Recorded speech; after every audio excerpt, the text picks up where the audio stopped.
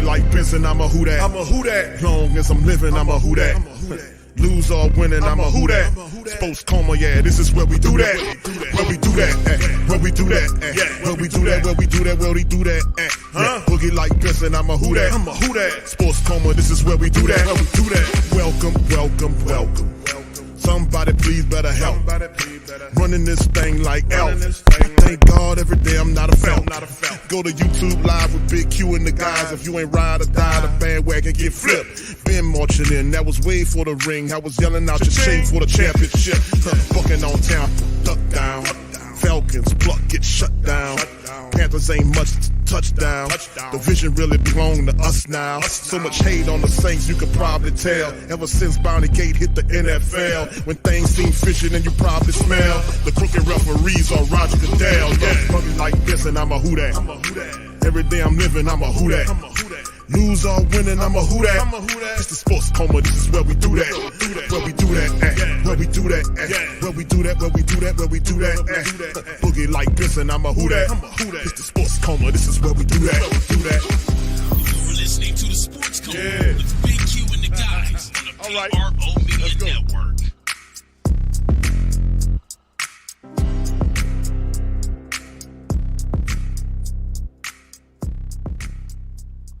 All right, shout out to the mighty Who That Nation. We up to this.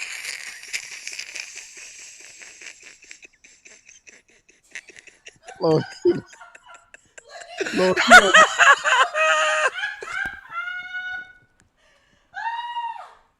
if y'all don't mind, can I do my damn intro, please? I'm sorry.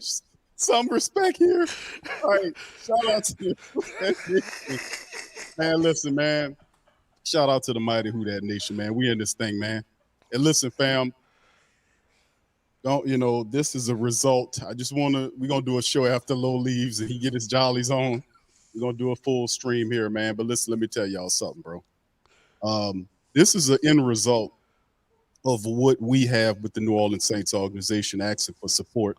And we support them, and this is what we get. We get Low and the rest of the Falcon supporters, the family members in the building. Got your boy in a Rise Up shirt. Ain't this some shit, right? But hey, listen, fam, I'm a man of my word. We lost the bet. The Saints lost the game, and I had to do it. Now, look, Low put his shirt on last year, man. Shout out to Low. He did handle his business, and and I got to represent, man. I'm a man of my word, man, and this is what it is, fam. So shout out to Low. Shout out to the Falcon family members in this thing, man. But this is the result. I just want to let y'all know this is the result. Mickey Loomis and all these other guys asking us to support the team. We support the team, and you end up in the damn red Rise Up jersey. Right, we can't see it, Q. Like pull it up for us. Like you did that time. When yeah. Like I did. Yeah, there you go. It say Rise. Okay, all right. I just make sure. Man, boy, that thing look nice on you. It look good on your complexion, Q. No, it does not. No, it does not. This is very difficult for me to do, but it's like I said, it's all good. And we'll see. And listen, fam, this ain't it. I wear the shirt, and also I hear Coach Ron. Coach Ron is not making this any easy. He's not making this easy, Coach Roney. But listen, not only do I have to wear this damn shirt, this Rise Up shirt, but I also have Lowe's prepared a script for me to read. Now this is a part of the bet. Oh man, we have the script. All right. Okay. All right. Now this is a long ass script. It was supposed to be a couple lines, but instead, Lowe and I think Coach Ron and the rest of them worked on a script that they had your boy to say. So I'm gonna go over this damn script, and this is gonna be the end of it. We're gonna move the hell on. All right. I know, bro. I know y'all. It's like Q down, bro. Hey, bro. This is the result of us supporting the Saints, man. You know, it's what it is, bro. It's what it is, man. So anyway, this is the script Lowe gave me, you know, and it says, Lowe, come on, bro. How you? Hey, man. I tried to tell you, Q. I said, look, you sure you want to do this? I said, you sure you want to do this, Q? You were like, yeah. We gonna win. You way more confident now than what you was I prior. was confident. Okay. I was confident. All right. So anyway, here's the script right here. I gotta pay. We lost. I gotta pay up. Isn't that funny? The Saints lose. Derek Carr throws a pick six. He's smiling after the press conference, congratulating Jesse Bates during the game. Gets in front, and we're gonna talk about that on today's stream. I gotta let my frustrations go some kind of way. Let it go, Q. So Let it go. here's the script right here. All right, provided by Lowe and the Falcon family. Well, this guy even used my terms, man. He got me saying, "Welcome, welcome." Come on, Lowe. How you do that, bro? Welcome, welcome, welcome. The Saints deserve to get beat by the Falcons. He got it rhyming. You rhymed this? Is this Hey, one? I just used the same rhyme that you had on your show at the beginning. Oh, you just took the theme song and messed with it. Yeah, there you go. That's disrespectful on so many levels. Hey, that's coach staff. That was their idea. All right. First and foremost, great Saints think tank, rise up. Oh, boy, that thing sound good, boy. That boy good. That boy good. This is terrible. As you can see, I'm proudly representing the Falcons, and it feels great. No, it does not feel great. No, it doesn't. Won't you all come join me? For real, Low. Big Low tried to warn me that the Atlanta would dominate the Saints on Sunday. You didn't dominate the Saints, bro. Y'all score a touchdown? Okay, hold on. Let me finish the script. Oh, I'm sorry. Go ahead. Big Low tried to warn me that Atlanta would dominate the Saints on Sunday, and I should have listened because he was right. He was right. The Saints got beat by this guy got the number one team in NFC South, which actually is true. So yeah, he's not lying about that. And who am I talking about when I say the number one team in the NFC South? He got Atlanta here, and he got it spelled out Atlanta. Okay. I also like to let everyone know that he got Aints on here. Aints scored one touchdown on Sunday. That's right, not one touchdown, and I can say that with pride because that's the truth. Even though we're paying our QB an average of $37 million a year, our sorry team couldn't find the end zone against and Lowe has the mighty Atlanta Falcons. Cut that out, Lowe. Mighty.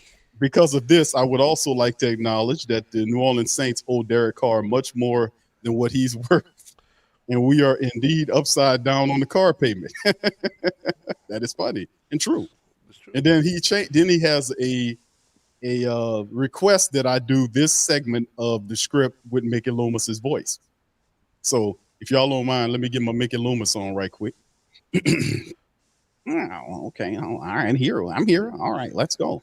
I'd like to apologize to Arthur Blank. He doesn't look like a vampire.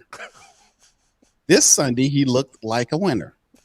And he's hands down the best owner in the NFC South. Now, you just got Mickey Loomis fired, right, for saying that. Because Gail is who he works for. You know that, right? Hey. You know that, right? Hey, You got him fired. Thank you. But you're going to probably get him out of here anyway because he's talking crazy. The last thing I'll say is when the Saints say, who that? Come on, Lo. Come on, Coach Ronnie. How y'all put this in here? We know that answer is the Atlanta Falcons are that. Rise up. Boy, you good, Bo. You good. That's what I'm talking about, Q. That's what I'm talking about. Let's go. I am so done with this. Everybody in the chat, y'all make sure y'all give Q a round of applause. I'm so done with this. Man, boy. So done. Coach Ronnie is trying to soften the blow. She says, thank you, Coach Ronnie. Says, Q, I'm making a contribution toward future Atlanta Falcons gear. Rise up. All right. Thank you, Coach Ronnie. This is awful. This is terrible. Thank you, Coach Ronnie. Appreciate the super chat. Thank you. All right, Marley Mall says, Q, this is like, yeah, I know, bro. This is ridiculous, man. But hey, man, this is what happens when you buy into what we're talking about. So in the end, Lowe's team won. They shouldn't have won, but they won. Congratulations to the Atlanta Falcons. The Saints let us down to the Falcons, and this is the result of your boy who bleeds black and gold, got to put on a red Atlanta jersey, says rise up with Falcons, and you know this is absolutely burning my skin like garlic and crosses to Count Blake. This is terrible. You just said he wasn't a vampire though. You That's just Mickey said. said that. Oh, Mickey, oh, oh, oh, okay, Mickey okay. said that. Oh, Mickey, okay. that was Mickey, not me. Hey, All right. okay, okay. I do want to let you know you are a great sport. You know, much love and respect to you for doing that. I know it was probably one of the hardest things that you have ever had to do as a Saints fan. And My pops, I told my pops this, and he just bust out laughing. Pops Q was just bust out laughing, man. He just started laughing. It's like, for real. He's like, man, them Saints, man, them Saints, and that was his words. it's tough. Pops Q. It's tough, man. It's tough. So, anyway, shout out to the Falcon supporters, man. Much love to y'all. Y'all got y'all jollies for tonight. I done paid the Falcon Nation back. I done paid. All debts are now accounted for, and also a part of the debt was I was supposed to podcast in the Gear 401 podcast, in which I will do that for the rest of the night. So yes, Rose says, yeah, Q, that's ugly. Yeah, I know. Burn that some bitch when you're done. Oh yeah, it'll be wiping the tires of my car. Let me tell you something. My son, they were looking at this shit. They were like, "What are you doing today?" Not you. Black and gold to the core, to the bone gristle. Oh man. Listen, like if you make bets, if you make a bet with somebody, honor your bet. A real good person honors their bets. They don't hedge on their bets. They honor their bets. So that's the lesson there. Man, All right. much respect, Q. Much respect.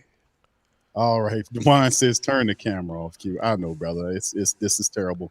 But it is what it is. And as you can see, it's making Lowe and Coach Ronan and the rest of the Atlanta Falcon people happy because they won.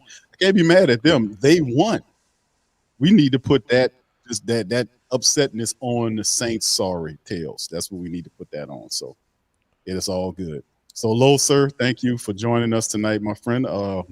You got any quick questions before we leave and get into our Saints topics for tonight? Uh, nah, nah, I mean, look, I didn't get any work done today. Like, I've just been in full anticipation all day, and I mean, man, my heart is full. It's like it's kind of like that old Keisha Cole song. I got love all over. No, Monica. I don't know who it was, but I just got love all over me right now. I just feel good. I don't know. I just feel so happy, man. It's like I don't if I can't express it. I can't express it. Thank y'all so much, man. Q, you just man, don't send me nothing for Christmas. You made it. You made my year right here, Q. Doggone boy.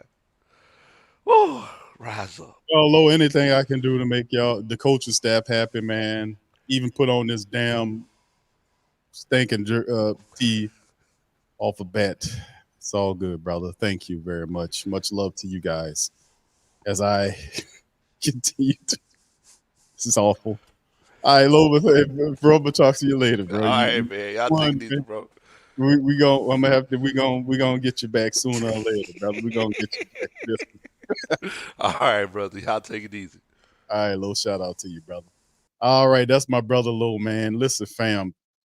Oh yeah, it's ridiculous, man. All at the same time, it's all ridiculous. But hey, I can't be mad at the Falcons family members or what they did. They came in there and they beat the Saints. The Saints was supposed to win that game and they didn't. They let us all down.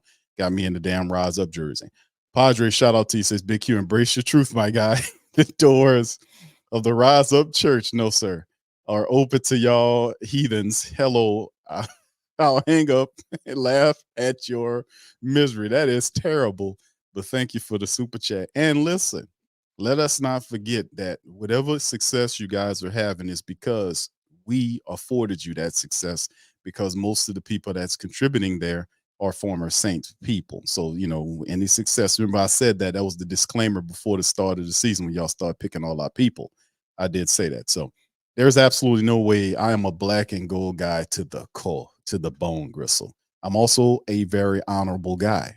I bet the team lost, and I have to pay my debt. And that is what this is. All right, Jared, shout out to you. Is that the Rise Up Give Fresh Q? All right, appreciate Atlanta Falcons family members giving some support, man, on it. But hey, man, appreciate the compliment. But no, sir. This is This ain't gonna work, man. This is not going to work. But anyway, family, shout out to you guys. Appreciate y'all. And shout out to the Falcon family members for joining the stream. I know Lo was very happy. And listen, he got he got one tonight. And listen, let me tell you something. If the Saints would have won like they should have won, boy, I had something lined up, Low, a script and everything, and that's what we got. So it's all good, man. Y'all don't be mad at them. You be mad at the Saints. Let's all be mad collectively at the Saints. All right. Yeah, at least did. Well, I mean, the Atlanta Falcons supporters are, they respecting the fact that, they know I'm a black and gold to the core guy, and they do acknowledge the fact that I'm not backing down off of my word. Even though I have to carry forward with the word, man. That's how I do, man. Anything else, bro, would be just would be not right. It'll be an injustice for me to run away from my responsibility. Like if I say something and if it don't go and I run away from it, man, don't ever listen to me again. This is just showing, this is something like my children will watch and say, no matter what it is, you make a bet, you carry on with it. You whatever you agree to, you follow through with it. You don't renege unless certain circumstances where you don't carry through if the other party violate. But if it's a straight up bet and you lose, you got to pay. Got to pay up.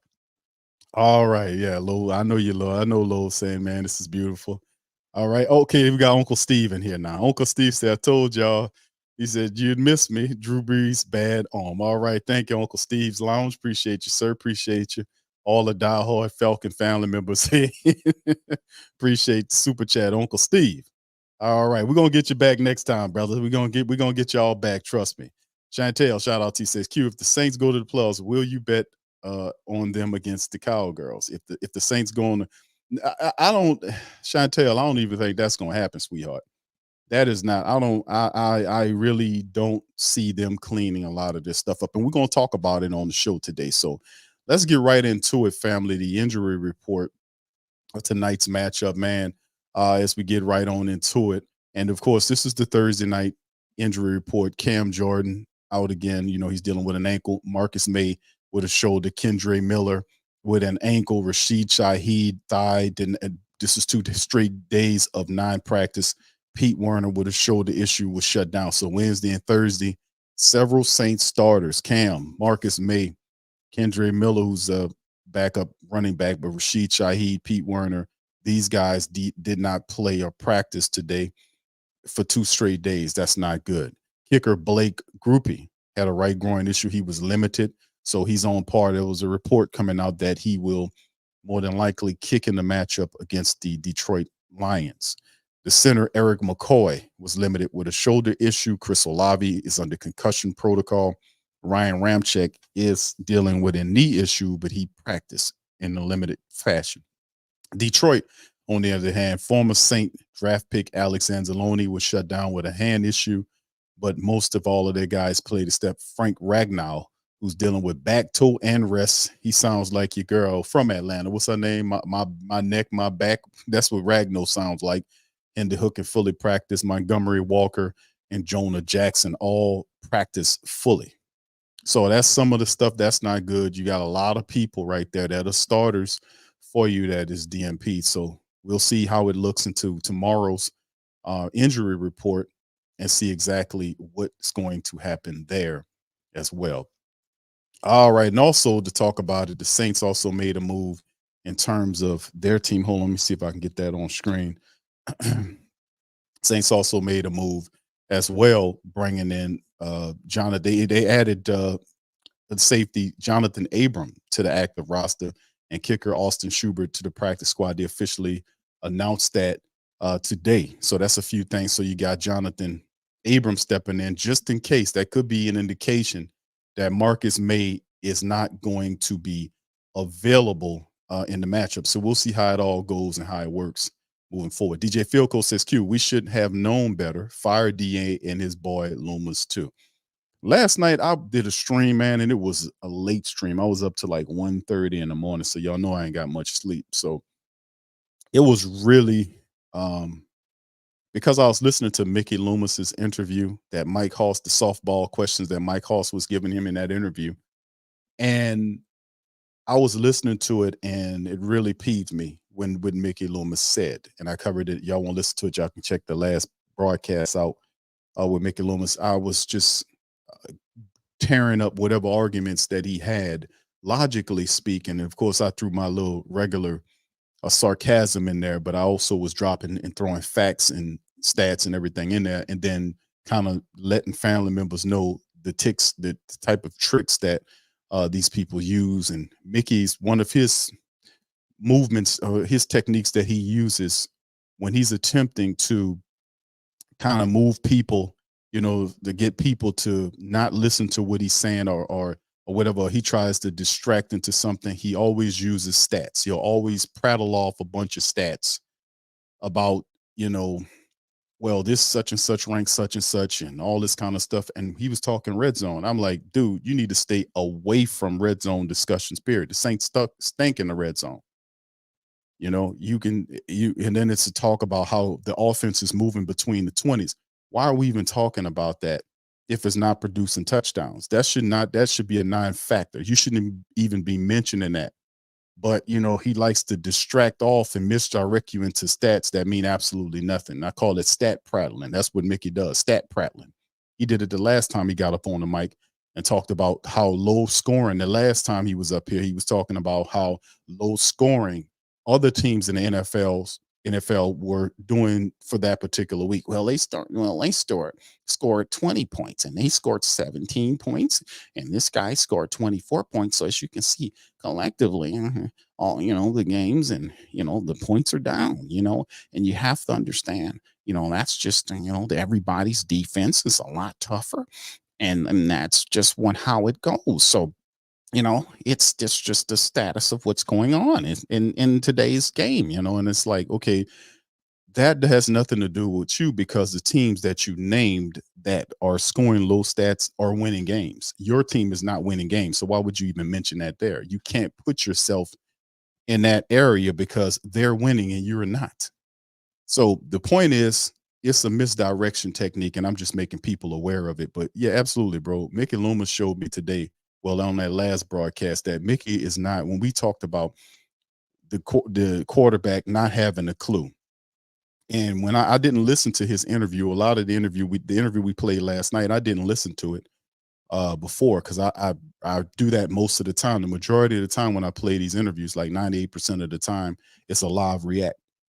So when I hear it, I'll say, what did that guy just say? And I'll go back to it. And I'm gonna play Derek Carr's interview again tonight, and we're gonna go over it again, because Derek Carr was caught lying. He was caught lying. Like, I'm not lying. No, the reporters knew he was not telling the truth. They knew he didn't have the answers. And shout out to Triplet. Shout out to, I think Jeff Duncan was one of them too, because Duncan asked him. Shout out to Jeff Duncan. He asked him straight up. He said, "What's your report? What's your grade?" The reporters give me a grade, and it's such and such, and well, what's your grade? They knew he was lying. They knew he was, falsifying information. He wasn't keeping it real.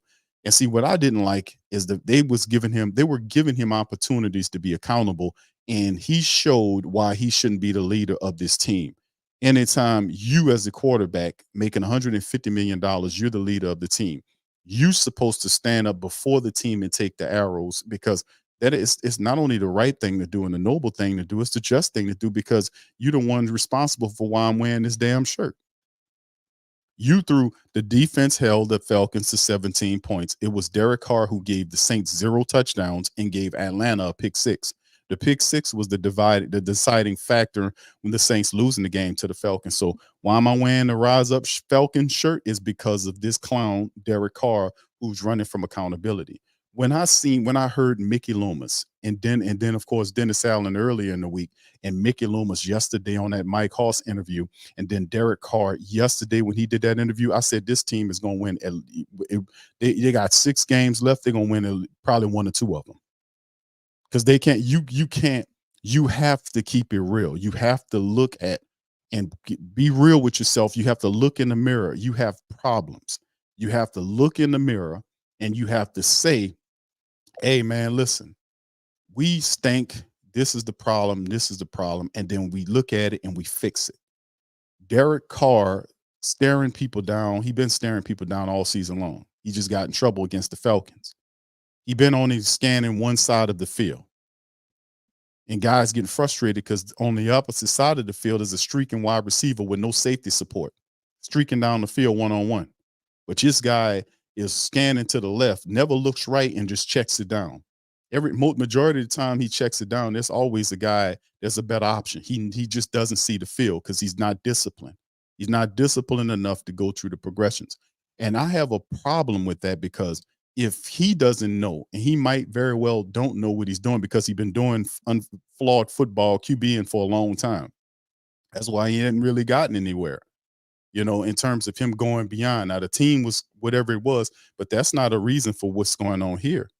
What's happening with Derek Carr is not just the fact that he doesn't know the playbook as well. It's the fact that he's severely flawed fundamentally, only seeing half the field and missing out on the other half, not having any pocket awareness, no clock in his head. And then you would think that the dude never scrambled in his life before when he ran out of there and held that ball like a loaf of bread for Onyemata to chop it out of his hand. He almost fumbled it away if it wasn't for A.T. Perry. Then did you see it in his eyes when he got up after the fumble? He looked around like his eyes was big and bucking. Like, this dude is out of his mind. This was kind of people we got going on. But thank you, DJ Philco. Appreciate that, man.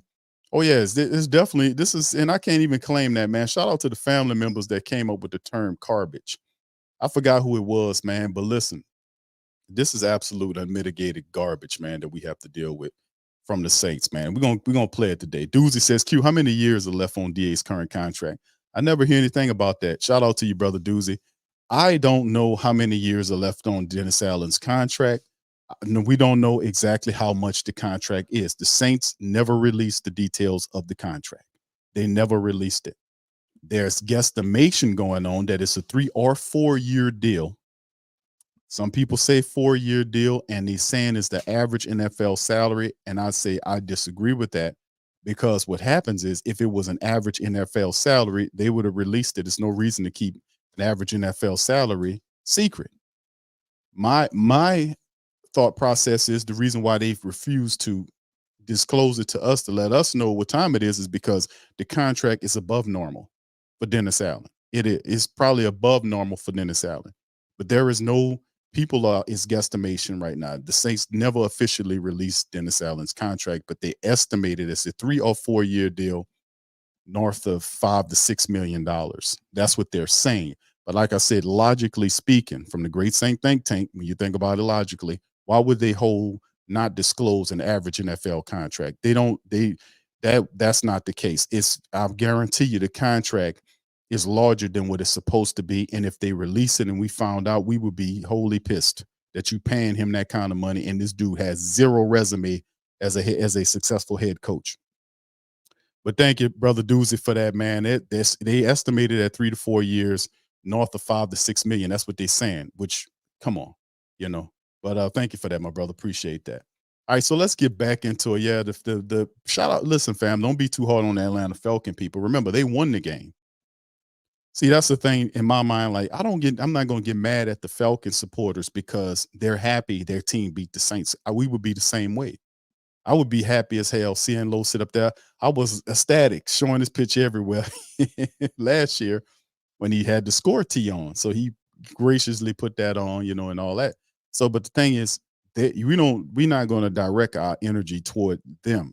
They did what they were supposed to do. We direct our energy toward where it's supposed to be, to align out of touch general manager, an over his head coach, and a deceitful lying fake bravado quarterback making $150 million.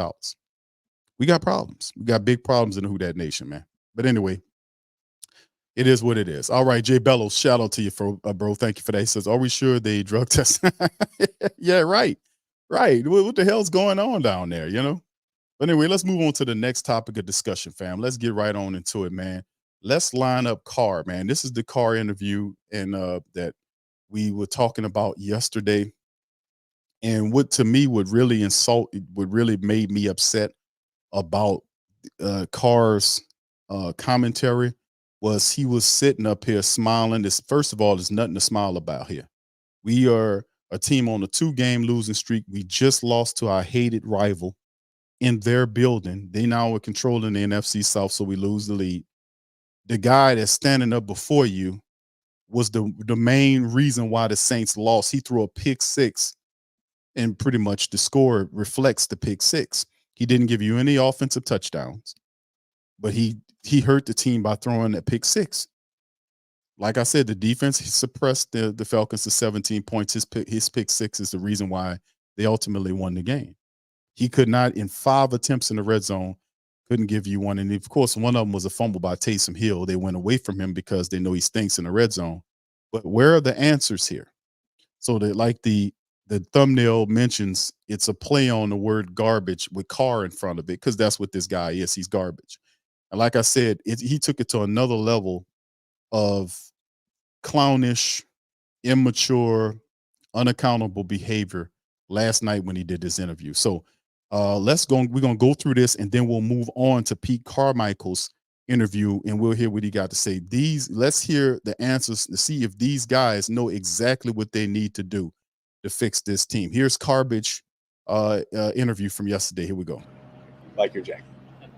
I'll put one in the chat if y'all can hear this, man. Wear it a little early for Christmas, but No, it never too early. Thanksgiving's over. It's Christmas time. Derek, I know we've asked you about the red zone narrative a lot, and those stats have kind of followed you, and some of it's circumstantial. But when it happens, the sample size is pretty big right now. I mean, do you really try to identify what is it about that area of the field? Yeah, absolutely. That's what we spend our time, in the building talking about. That's why we spend extra time on it this week. The fact of the matter is, it doesn't change. I always tell you the truth. We're moving the ball down there. If we don't, have the 2 turnovers or the penalties, we're running good plays and we're moving the ball. We don't have a problem moving it, but when we get down there, we've had games where we've done really well and we've had games where it's been really bad. And so I think the biggest thing is the inconsistency. It's not that we can't do it. It's just, why is it inconsistent? And we have answers. Everyone wants to hear the answers, but we just don't, we keep them in-house. I know you hate statistics and stuff like this, but I mean, there are some stats over the last couple of years where you're ranked 36 out of 36 quarterbacks inside. Let me pause it right there. He said they have answers. They keep the answers in-house. What answers? They don't have any answers. Dennis Allen comes out and says every week that they're looking for the answers. He says it. They're looking for the answers. They're looking for the answers. He said that they got answers. They just keep them in-house. Well, if you have answers to the questions that's wrong with the offense, then why isn't it showing on the field when you get out there? And see, that's when the media personalities really seen blood in the water, and they really started to get at him. When he threw that out there, that we have answers to the offense and why they're struggling. We have answers. When he said that, boy, it was like sharks in bloody water. Chunks and everything going, Jaws type stuff going on. They were in there. We have answers, but it's in-house. Could you believe something like that? Listen to this moron again. We keep them in-house. I know you hate statistics and stuff. We keep answers in-house. We keep the answers in-house. Who this guy think he is? Who we got answers in-house. You don't have no answers, dude. You don't have any answers. This is ridiculous. But remember that statement that we have answers. Remember he said we have answers and they're in-house. Stuff like this, but I mean, there are some stats over the last couple of years where you're ranked 36 out of 36 quarterbacks inside the 15. I mean, you might think that doesn't tell the whole story, but when you see things like that, does it keep you awake? This shouldn't make sense. Why can't I fix this one area of my game? No, because this is a team game, and I don't see things like that because I don't pay attention to things like that. And so, it's something that we're working on, and everyone wants an answer or has an answer for us. But we're going to keep working on it in here. Is there something? Okay, so with Triplett, basically, because this Mike Triplett answered these questions, he talked about the issues for them struggling. He pinpointed it to the quarterback position, is what Triplett's hitting on. Triplett's saying it's got to be difficult for you to sleep at night with these type of things. It's how bad this is and that is, and all, and red zone and this and that, and the drives failing. Got to be hard for you to sleep at night, right, Derek? Got to be hard. Oh, well, no. Nope. It's not hard for me to sleep at night. I got a big freaking bed of money made of $150 million given to you by the mighty Who Dat Nation. I sleep quite well, sir. Thank you for asking. But no, I don't think about that. It's a quarterback-centered question about low statistics and failure from the quarterback perspective.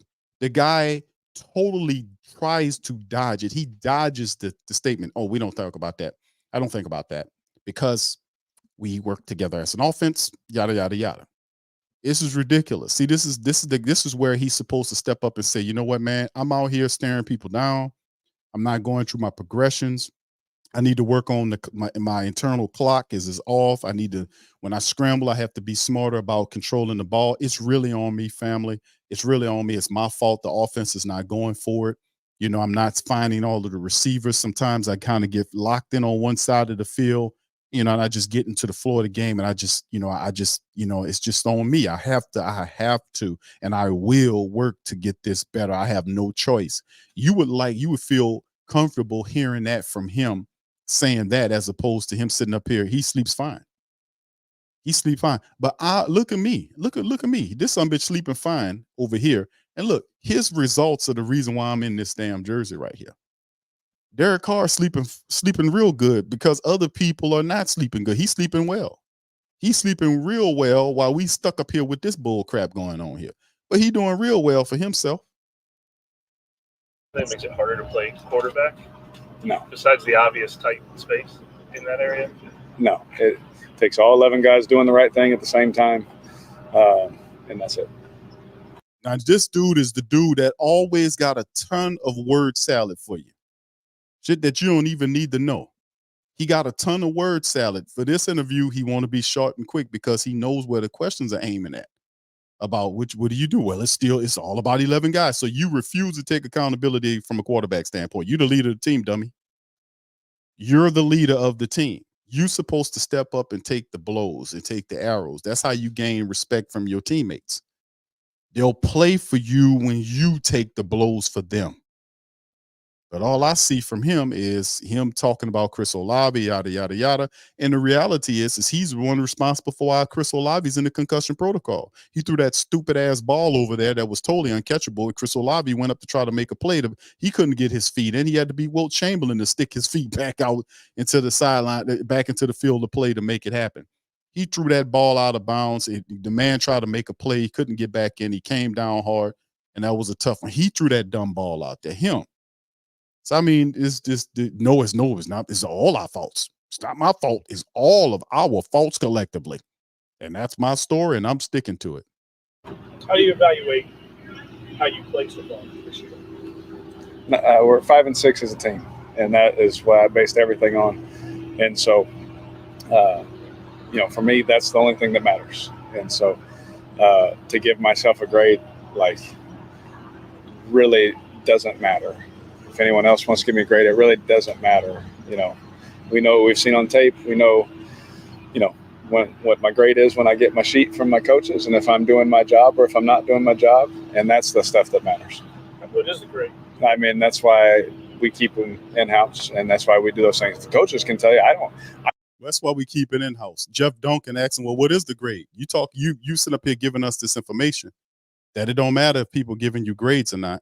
It don't matter what you say, Who Dat Nation. It don't matter what you say. Shut up and pay these bills over here. Shut up and give me this money. Shut up and go and support the Saints. Shut up and take your ass to the dome and pay that $20, $25 for that nacho and that soda pop in there. Get on up in here and take these high-ass jerseys up in here for sale. Come on up here and pay for that parking revenue and shut up and give us your money. That's pretty much what this is. Or it don't matter. It don't matter that the people are the ones responsible for paying you. You play for the people. If it wasn't for them ponying up the money to the Saints, you wouldn't be down here. to sit up here and talk like this. Boy, the petulance and these people are totally detached from reality. Totally detached. And credit to our reporters, because it's a unified theme. They know the issues of the Saints is this dude. That's why they're not asking. Now, they're not aiming it and saying his name, but they're talking about the quarterback position, and they're backing it up with stats that he cannot refute. So what he does then is he misdirects and he gets totally ridiculous. His facial expressions gets worse. He starts stuttering. His body starts moving, bantering back and forth like a preschooler that's caught. You caught them getting the cookie out the cookie jar. It's just really weird how this interview progresses, as he just does everything he possibly can do to get away from accountability, because that's what the reporters were looking for. They were looking to give you the out to say, you know what, you could save the season right now. Just take accountability. Take accountability like I took accountability and put this damn shirt on after we lost the bet because of your ass. I took accountability. It don't feel it's tough as hell, but real people take accountability. I took it. I had to represent and get the Falcon supporters and all them saying, damn, Q, man, this guy is the reason why I got this damn shirt on. But I could take accountability, but this son bitch over here making $150 million can't. Man, this is ridiculous. I don't have any problem with them telling you how I've been doing, but I don't put their business, I don't put our business, team business out like that. You don't put team business about a grade. They're asking you what kind of grade you got. Well, since I could tell you, your grade's an F for failure, F for floppy, F. Give me some Fs. Who that nation chime in with me? Great Saint Think Tank. Give me a grade F. His grade is a F. F for failure, F for fool, F for give me some clean F words here, family, because I'm about to hit them with one. What's some good F words for fault? Shantae says fault. Flunky, that's a good one. Flunky, failure, fool. What? Frustrating, yes. What else? Yeah, just no, KK. no, KK, no. Foolish, thank you, brother Doozy. Yeah. What's up, Int? Int says, yeah, fake. There you go, T. Roy. Come on, man. Fake. Yes. Yeah, there you go, Dana. All right. Yeah, flail. Flail safe. Phony. Yeah. No, we can't use that one, K. Come on, baby. Fantasia. Come on, Marley Ball. Come on, man. Yeah, funky. There you go, Slim. Come on with the F's. Failure, fickle. Thank you, E. Fishy, fishing. Oh man, frail. Yes, frail. Yes, fraud. Yeah, you know what? Fraudulent and fraud. How about that? Fraud. Chantel, come on, baby. Fishy, foolish. Yes, indeed. Yes. What's up, Tedra? All right, yeah, flopper, yeah, floppy. All right, yeah, y'all got it, man. Y'all hitting that a bunch of them. This is ridiculous, man. Yeah, what's up, Ochino? Yeah, fraud. There you go, dude. Fraud. Flat tire. There you go. It's just really, to me, man, foreclosed. Foreclosed. Yeah, this is sad, man. And it gets really weird as we move forward. Listen to this, dude. Let's get through this. You said you guys got the answers for the red zone. Like, what's it going to take to see it consistently on the field? You don't want to share what it is. Well, what's it take to see it? I said that we're working on the answers. That's what we've been doing, and so I appreciate. What's it going to take to see it consistently on the field? You don't want to share what it is. What's it take to see it? I said that we're working on the answers. That's what we've been doing, and so. No, you didn't. You said a few minutes ago, and that's why they start pressing him. He started lying because he made all this stuff up. He made it all up in front of the media, and they pressing on him. And you can see different interviews. You can look at his eyes and see his body, his behaviors, is that he sent up his straight line. He got caught lying to the press. This is all BS that he made up. He literally disintegrated in front of the people, and they started pressing him for answers. And he started, he really, his story came apart because he said when we first started a few minutes ago, y'all put one in the chat if y'all remember hearing this dude say that we have the building, we have the answers, they're in the building, and we can't tell you about the answers, but we got them in house. Put one in the chat if y'all heard him say that. Now he's standing up here saying, well, what I said was we're working on getting the answers. No. That's two different things. Having the answers and working on getting the answers is two separate things. So either one or two things is going on. Is either he's crazy, he's a liar, or he's confused, or he's all three of them. And I believe the answer is D. It's D, all of them. All right, Thomas, shout out to you. Says Carr and D had no problem saying Olave and Perry. Yeah, exactly. Thomas, shout out to you, man. Shout out to you, bro. That's exactly right. Nobody wants to criticize garbage over here. They don't want to criticize the garbage. They don't want to criticize the dude. Even though the dude is sitting up here lying to the reporters, and they know he's lying. They know he's lying. They are writing down and taping everything he said. You know, these are professionals, man. They've been doing this down here for years. They know what time it is. And then I'm listening. I got a keen ear. I'm listening to what he says. And I'm saying on the last night, I was like, that's not what you said. Now it's all of a sudden you're working on answers. That's different from you had the answers. Had means they're in my possession. We're utilizing them. We're breaking them down, and we're actually applying them right now versus we looking for them. We're looking for the answers, meaning that you don't have them in hand and that you're still seeking them. Two total different things. The guy's a liar, man. And he's sitting up here purposefully lying. Look at his eyes and his body language. It's a liar's body language and a non-accountable buffoonish fraud. You're seeing right here. And this right here really showed me when I heard what Mickey said and heard what this dude was talking about. I said the Saints, they'd be lucky to win 2 more games out of the last 6 games. They'll be lucky to win 2 games because you are not keeping it real. You have to be able to pinpoint things that you're failing at and then be able to then address them and fix them. As long as you're playing lying games like this character over here, they ain't going to fix anything. You're going to continue having the same problems over and over again. And people, they don't want to fix it. Carr is lying and he don't want to be accountable. He's a coward. And the cowards don't get any respect from us or anybody. But you're absolutely right, Thomas. They had no problem hanging out Chris Olave when he talking about he ran the wrong right and Dennis Allen came out there, or A.T. Perry when A.T. Perry did that. I thought that was in-house business. Oh, well, that was just, whatever it was, but we'll work through it. It happens every game. There's always wide receivers don't know what they're supposed to do in connection to him. It's always the same thing. It's always disjointed mess when Derek Carr is involved. It always is. So anyway, let's finish up. So I appreciate everyone wanting to have us to just say everything we've been feeling and say everything that we've seen on tape and say all the coaching points and all those things, but I'll never do that. And so I know it's just on me to keep doing it. And for whoever they want to point at, please point at me because I can handle it. Bro. And then it just word salad.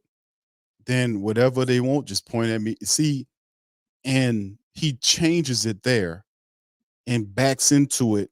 It wasn't none of that had any strength or legitimacy to it. He was a cornered rat.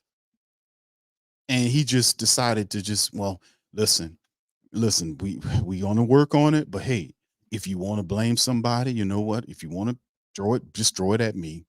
I'll take it. It's a different energy than you owning it. That wasn't owning it. That was not owning it, family.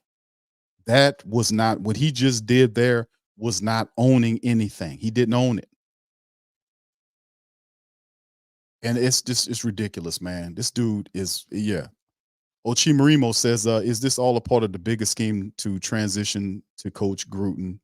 Well, bro, thank you for the super chat, bro.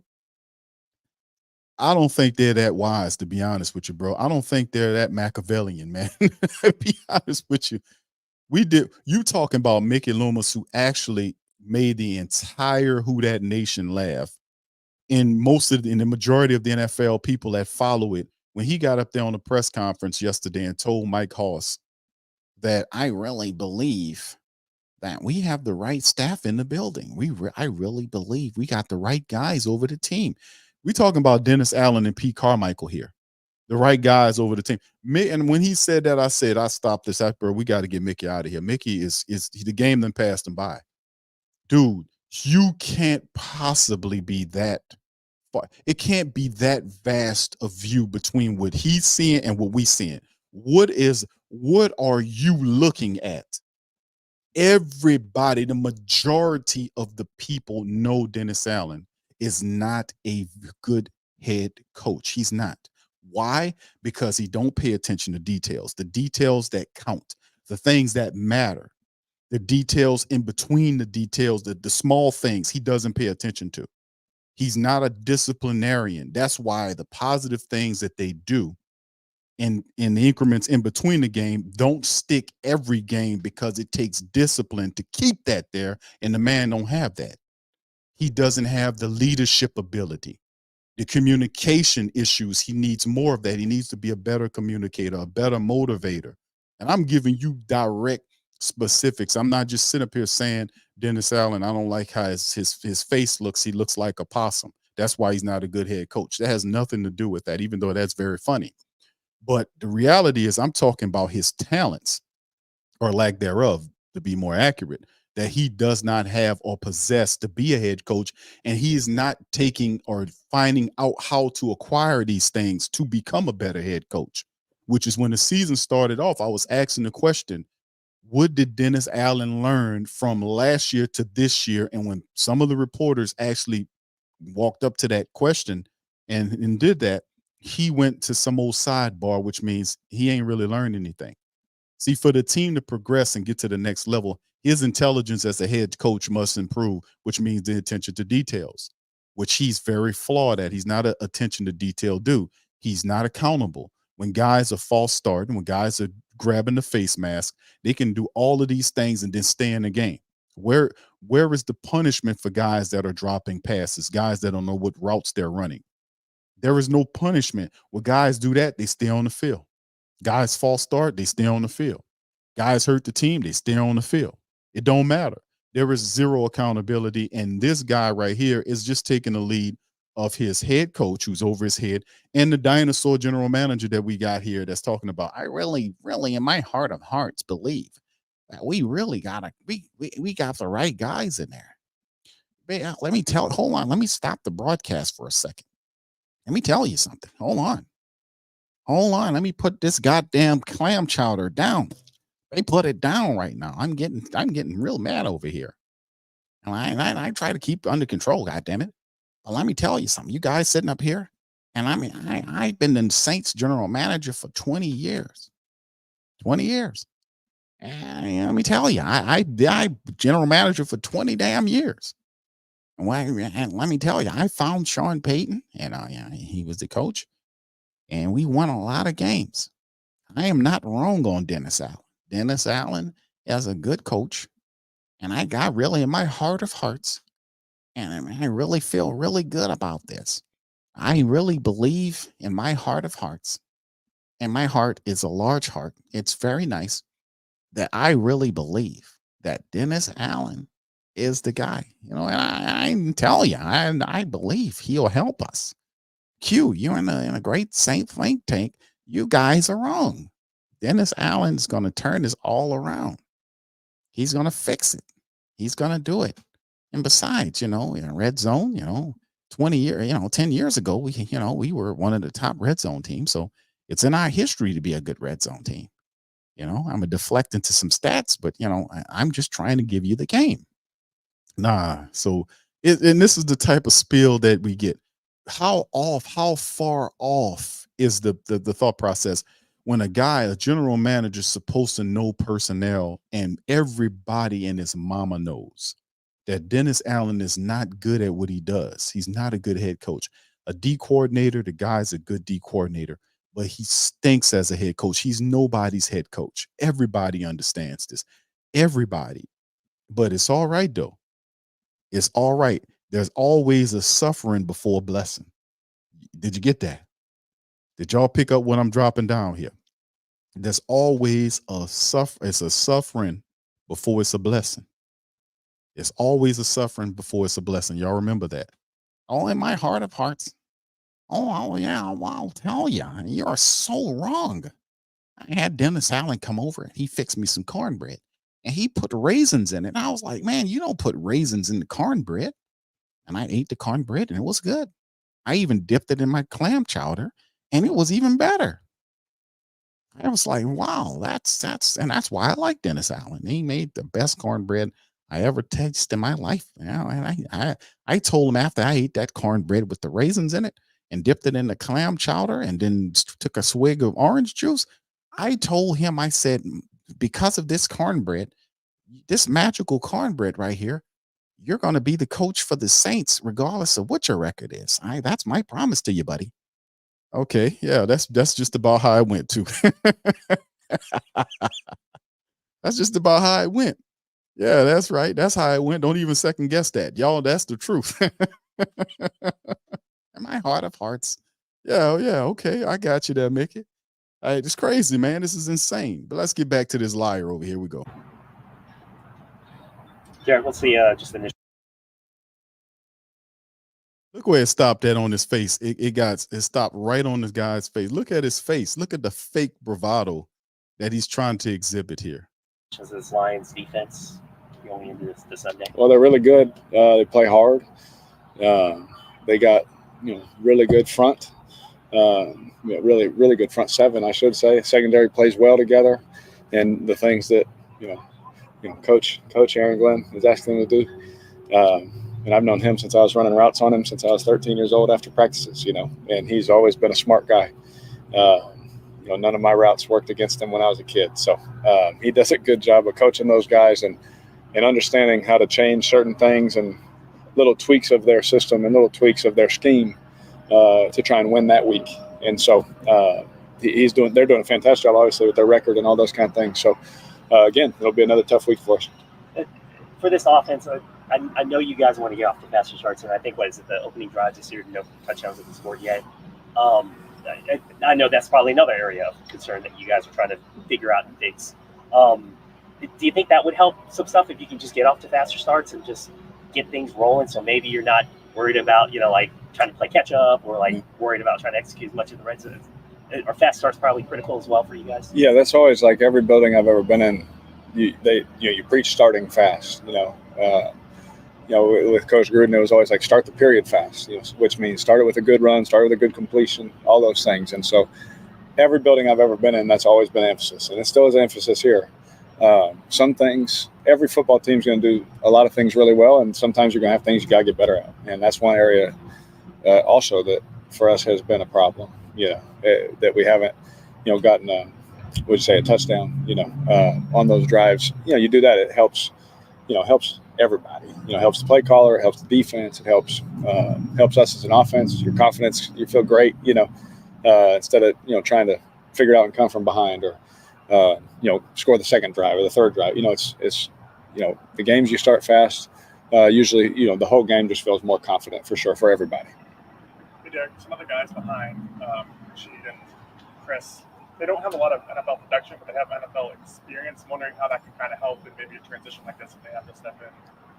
Yeah, so the one thing that is always big to me is how, what are they like on the football field at game time? What is their demeanor like? Are they loud out here at practice, and then when we get in there and they're in a shell, all that stuff. You try and pay attention to all those things. And the thing I can say about these guys, they're all competitive. And when you have competitive guys and you have guys with experience, you can usually rely on those guys. Maybe there's, if they have bounced around, maybe there's one or two things that, maybe they're a specialty kind of guy and they have a role and that kind of stuff. And, when you give them more, well, it's great opportunity to see what they can do. I don't know everybody's situation, but from what I've seen, what we're asking them to do, you see that competitiveness, and you when you see that, you can trust them in the game to hopefully do the right thing. Derek, are there still things you guys are trying to do to get on the same page, you and the receivers? Is that still an ongoing process? I'm sorry, who? Like, just like there was a throw to Rashid that was like, a little like timing stuff in that. Is No, that still a no. work in progress? No, I just missed the throw. Like that one to Rashid I missed, but timing wise, I mean, Chris had 120 yards.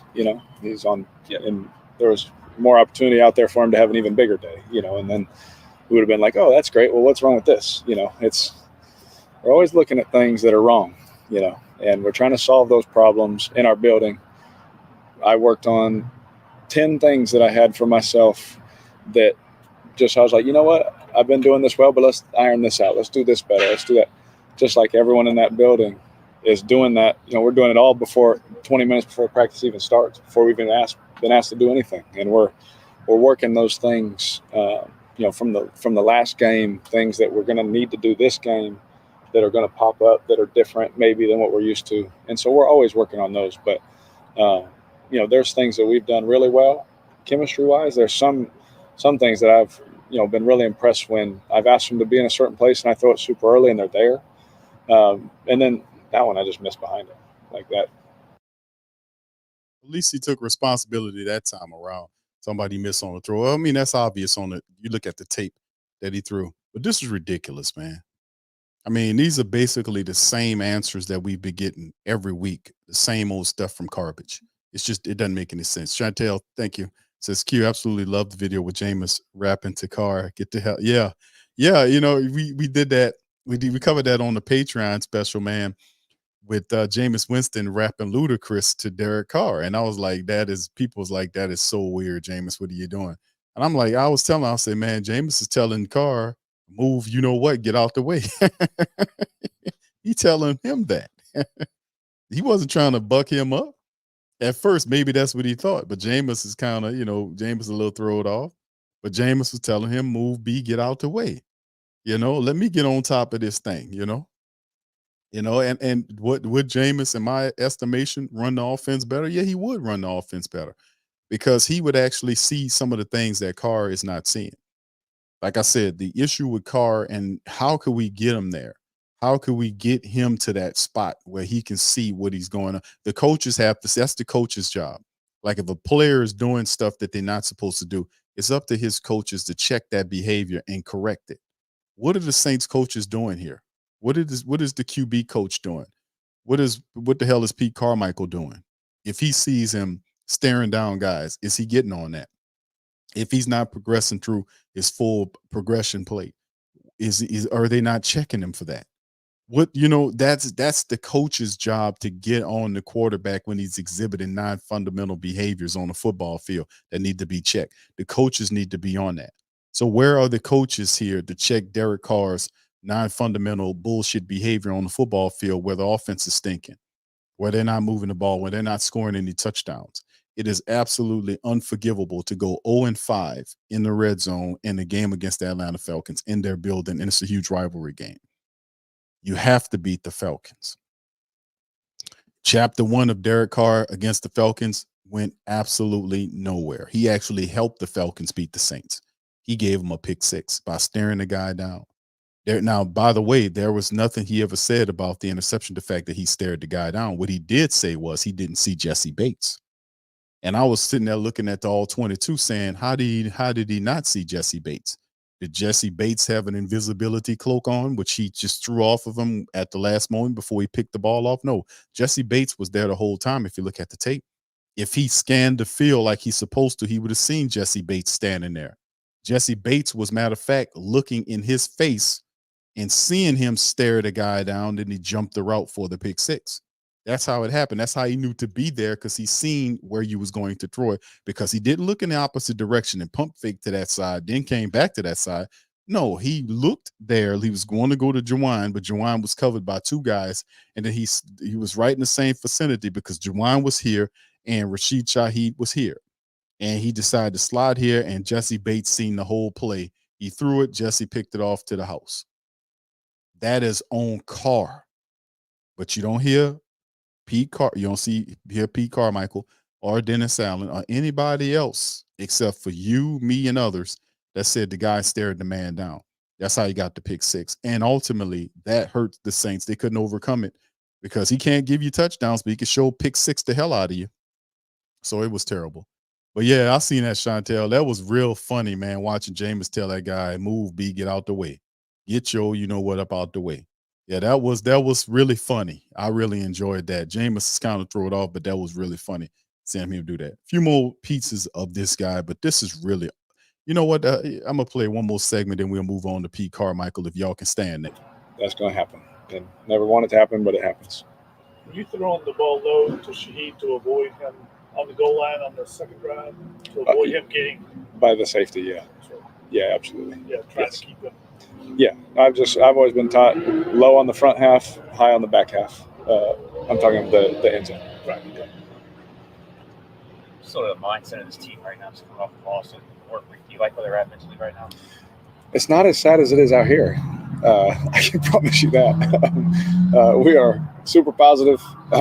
Practice was great. The meetings have been great. You can feel the frustration, but in a good way, in a way like, all right. It can't be that out of touch. This got to be some BS going on here, fam. The man asks him about some stuff. He literally goes into, it's not as sad as what it is out here.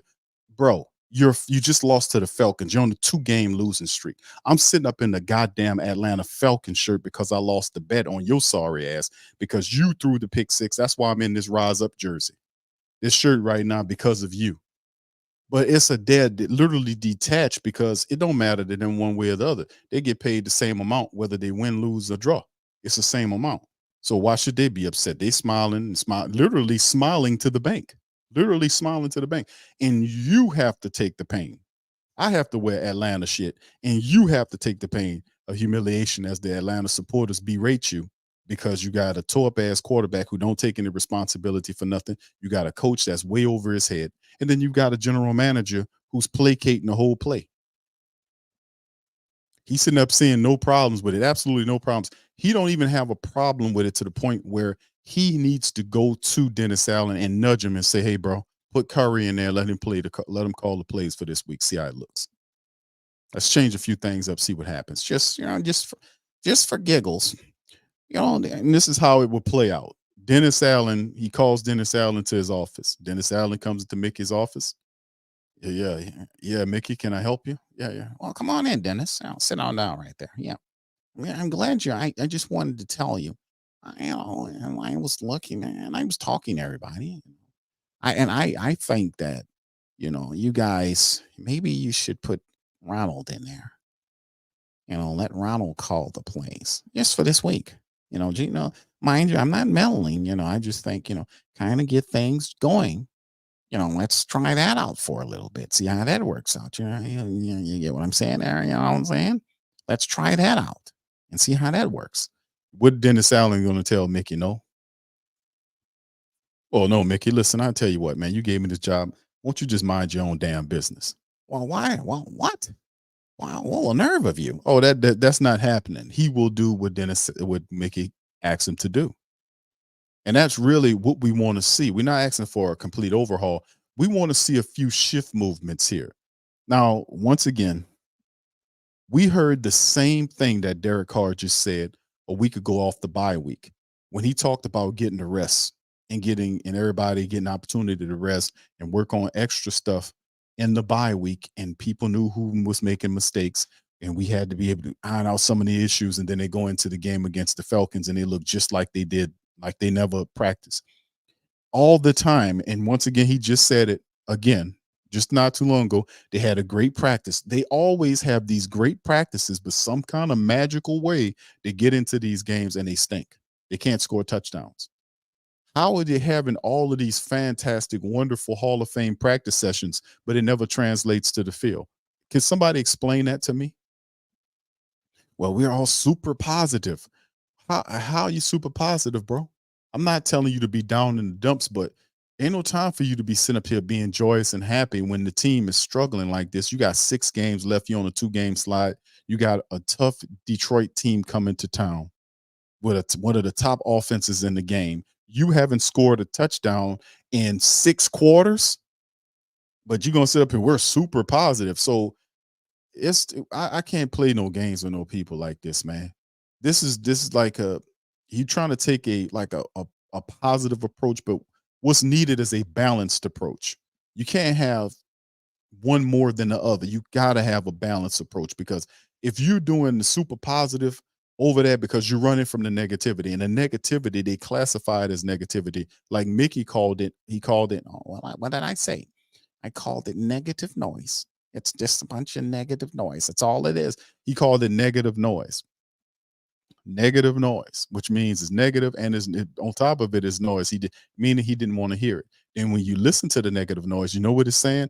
It's saying that the Saints need to make changes, that Mickey Loomis needs to reevaluate what's going on with the team because the team is severely underperforming. That is negative noise.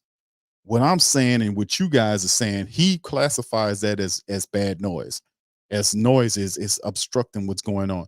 The Saints, what the Saints are doing, they're creating the environment for this to happen. It's crazy. It's like people don't understand. These fools don't understand how the universe works.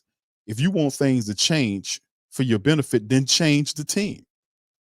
And we're not saying wholesale changes right now, but change things around. Let Curry call the plays. Let Curry call the plays. Let Carmichael chill. Let Curry call the plays. Let him operate the offense and see how it looks. Perhaps he can get Carr to do what he's supposed to do.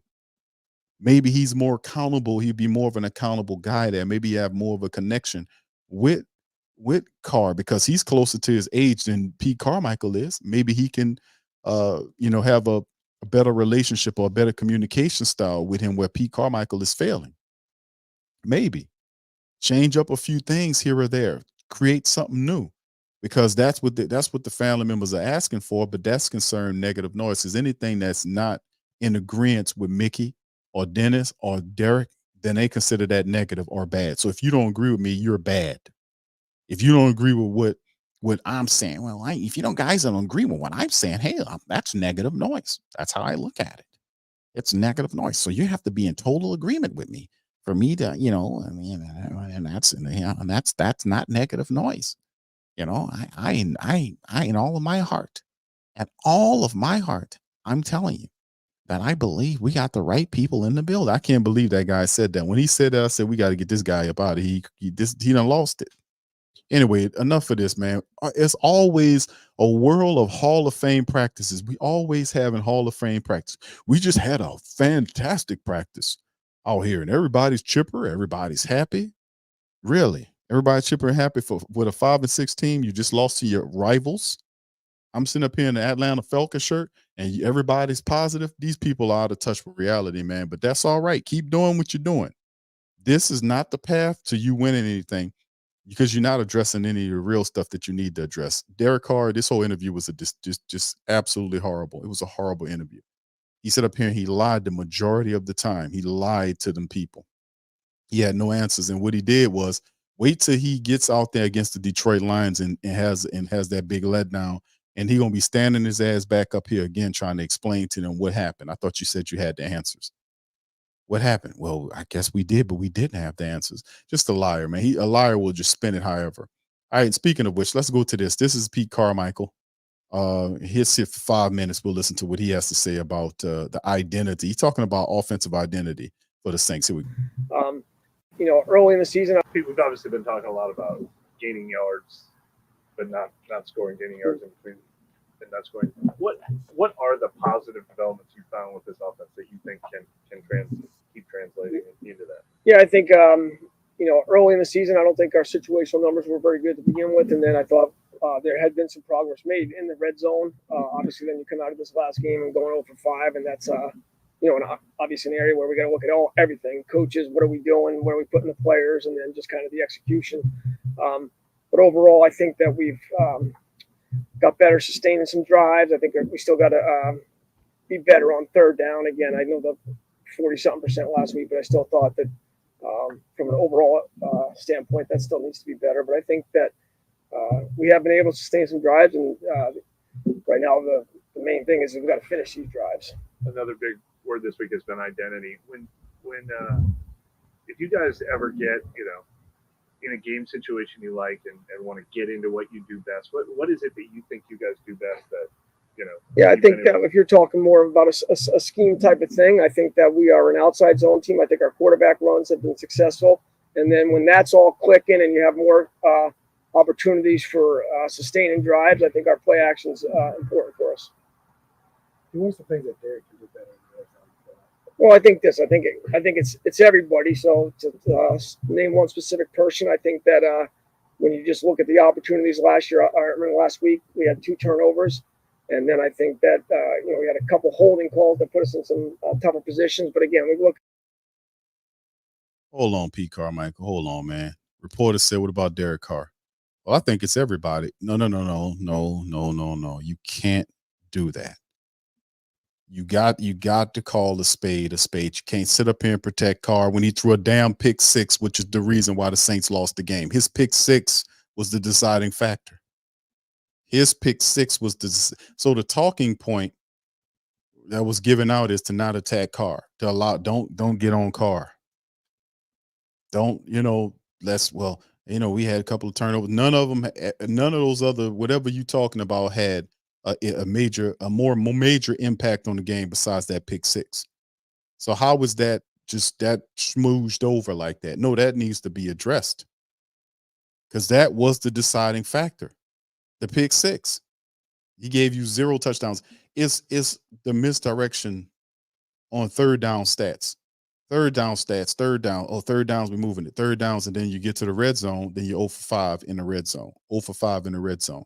0 for 5 in the red zone. 0 for, and I say that because that's appalling. That a rookie kicker was 5 or 6 in the game.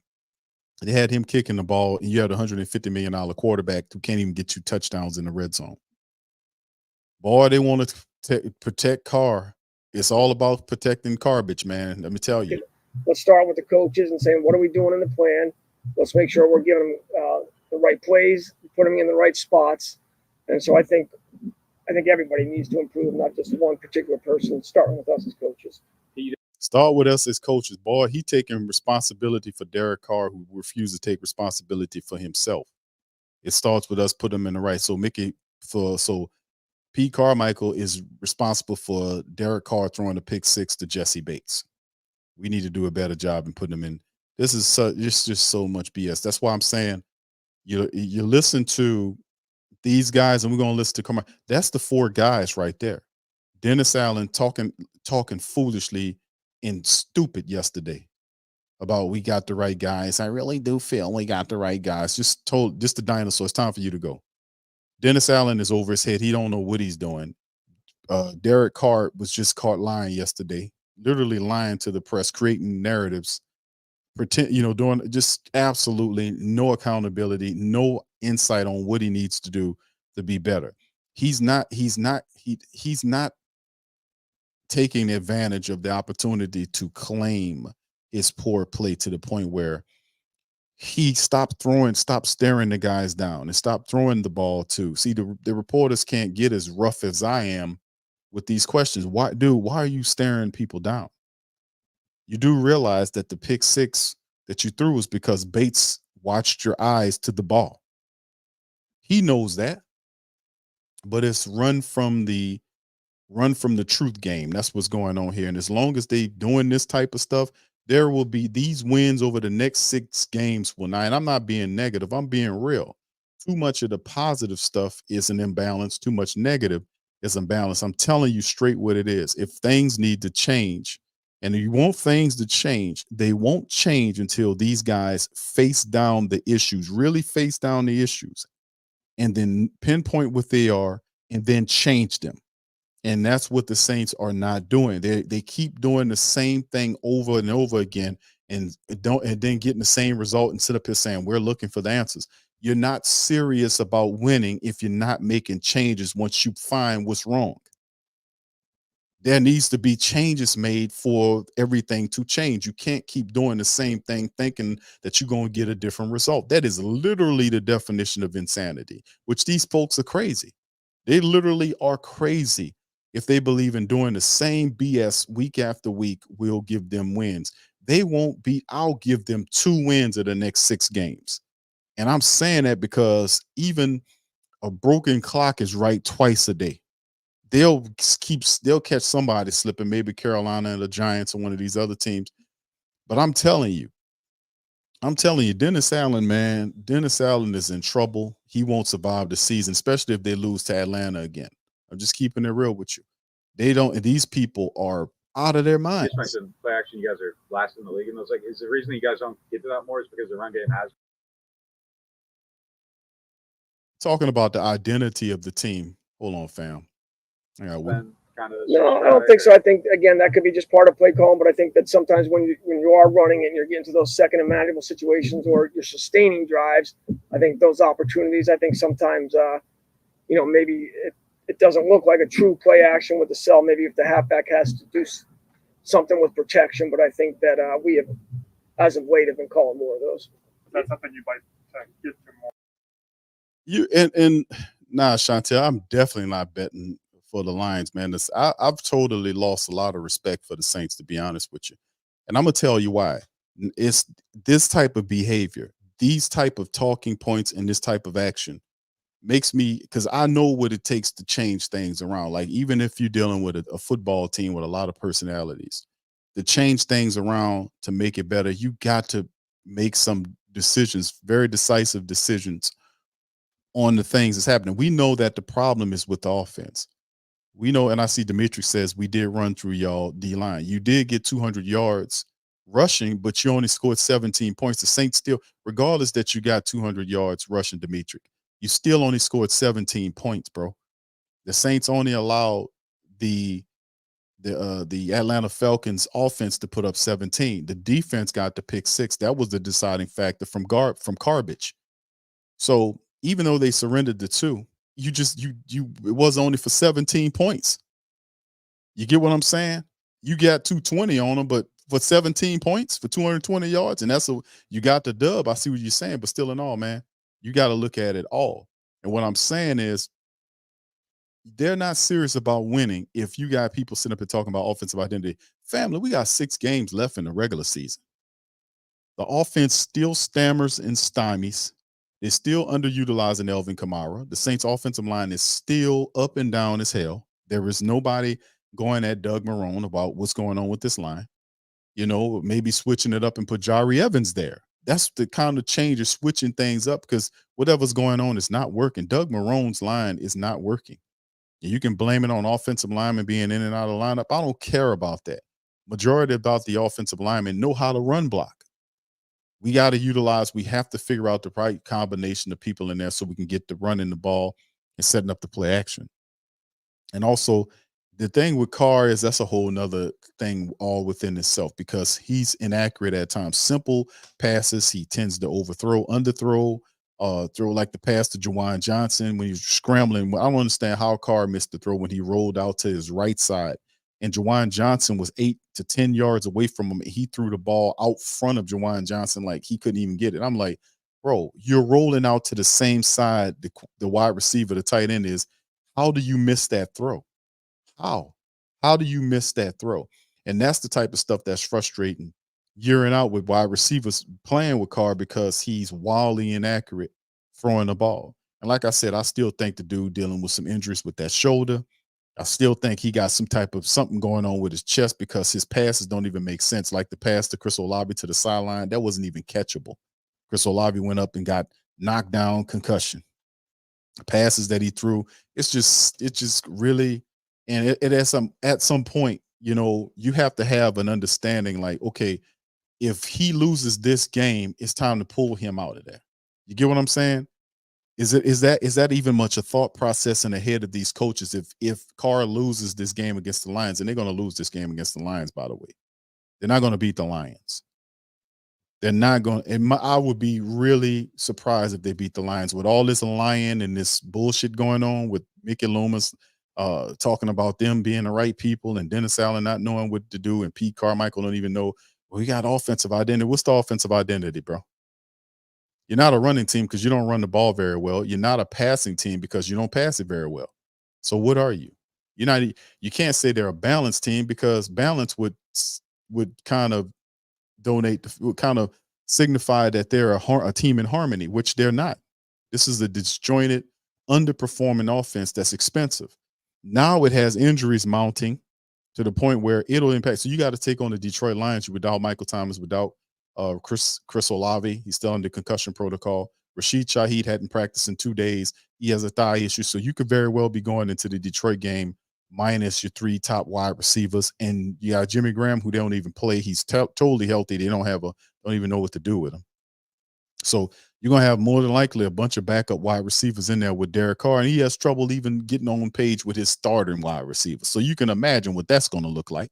And I'm not being negative. I'm keeping it real.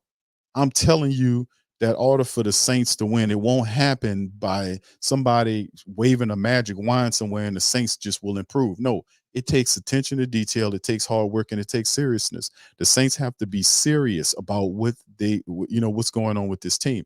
And they just right now they're in deflection mode. They're in delusion role. This is a delusional team right now, offensively speaking. This is a delusional team. You hear Mickey Loomis, what he said yesterday, that's pure delusion. He's just delusional, crazy, out of his mind.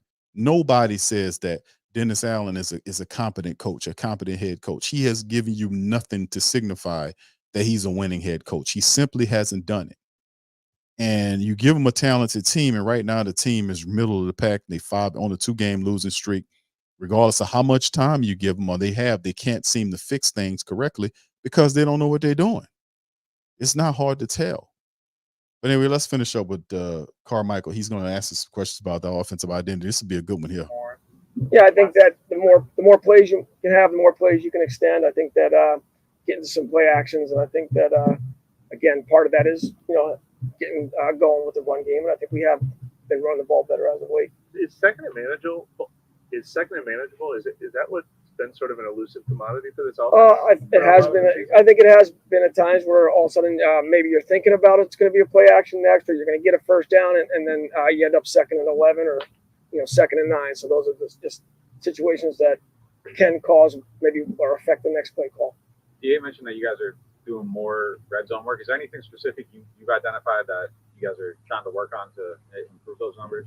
Well, I think that again, I think we had a good team meeting Monday when we watched the film and just looked at the opportunities and just again criticizing from the start. Hey, was the right play call? Was it the right execution? I think that it's been real positive this week. I think it was nice to get started on the red zone early, and I think the guys feel good about that. We were harping on getting Chris Olave and Derek on the same page, or getting Chris Olave consistently involved. Is that an area you think you've made really good progress? Was that a real intentional effort?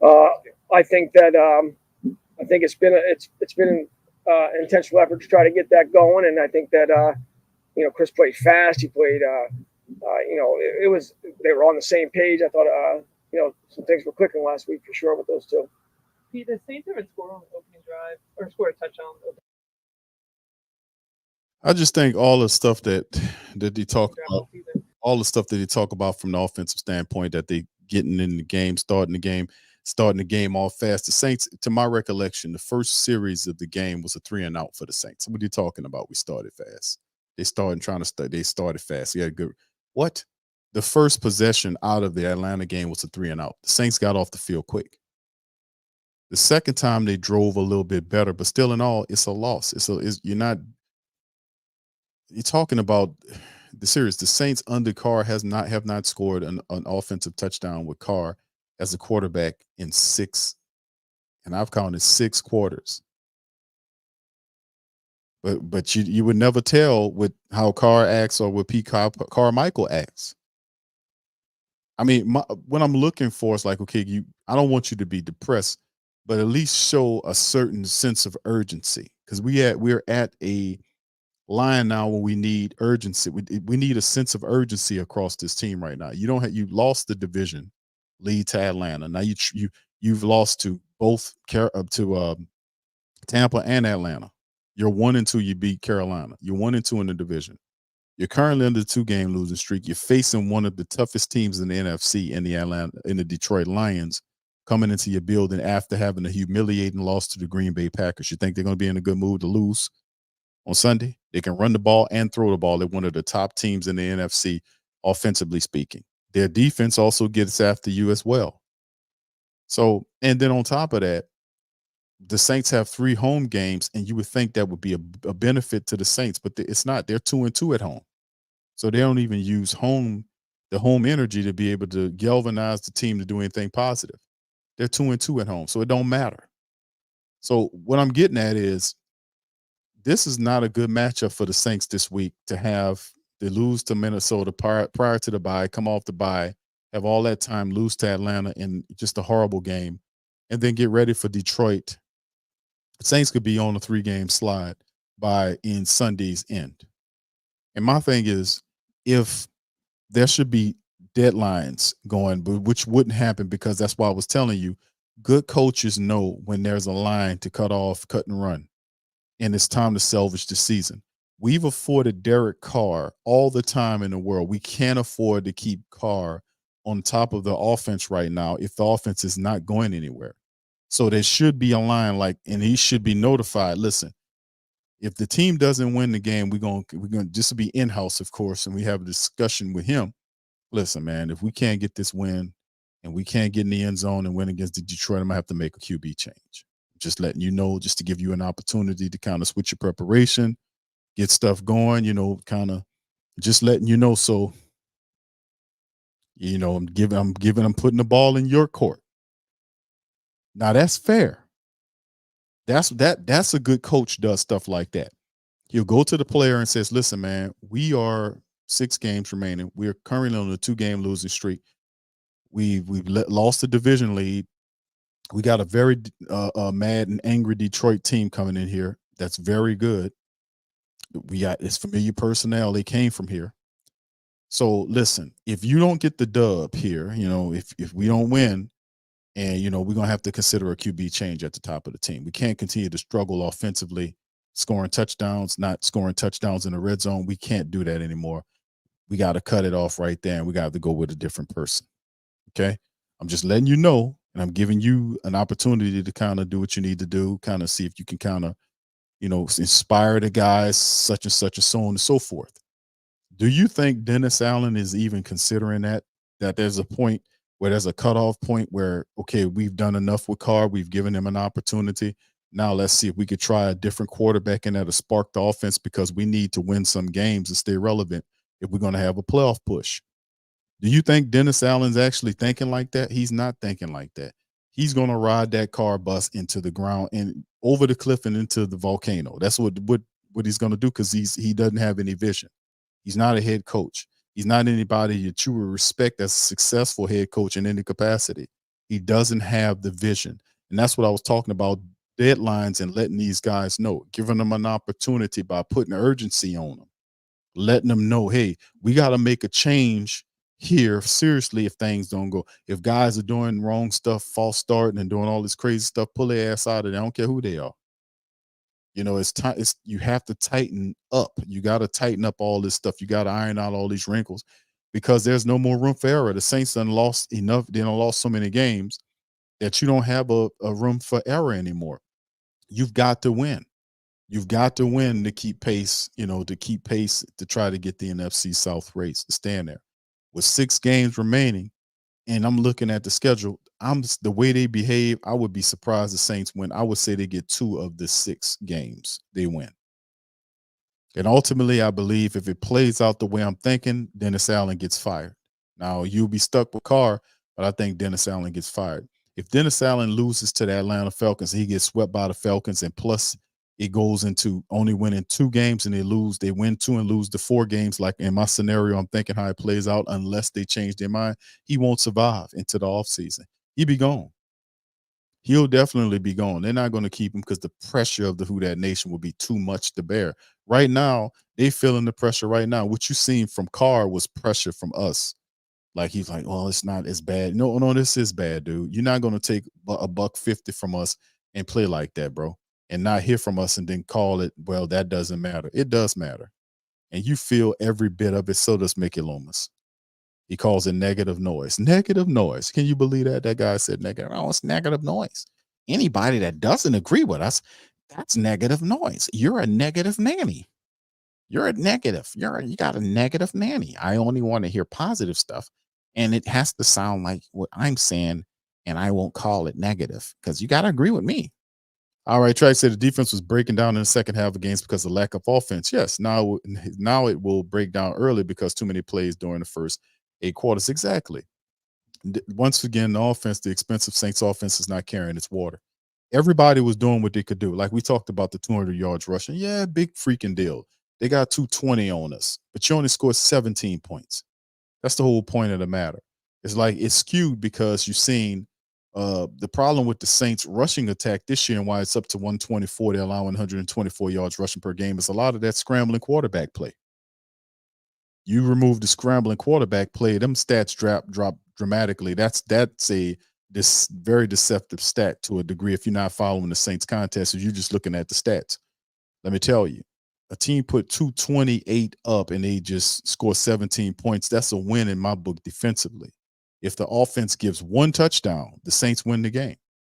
The special teams put up 15 points in the game. 15. 6 field goals, 5 field goals, and they tried 6.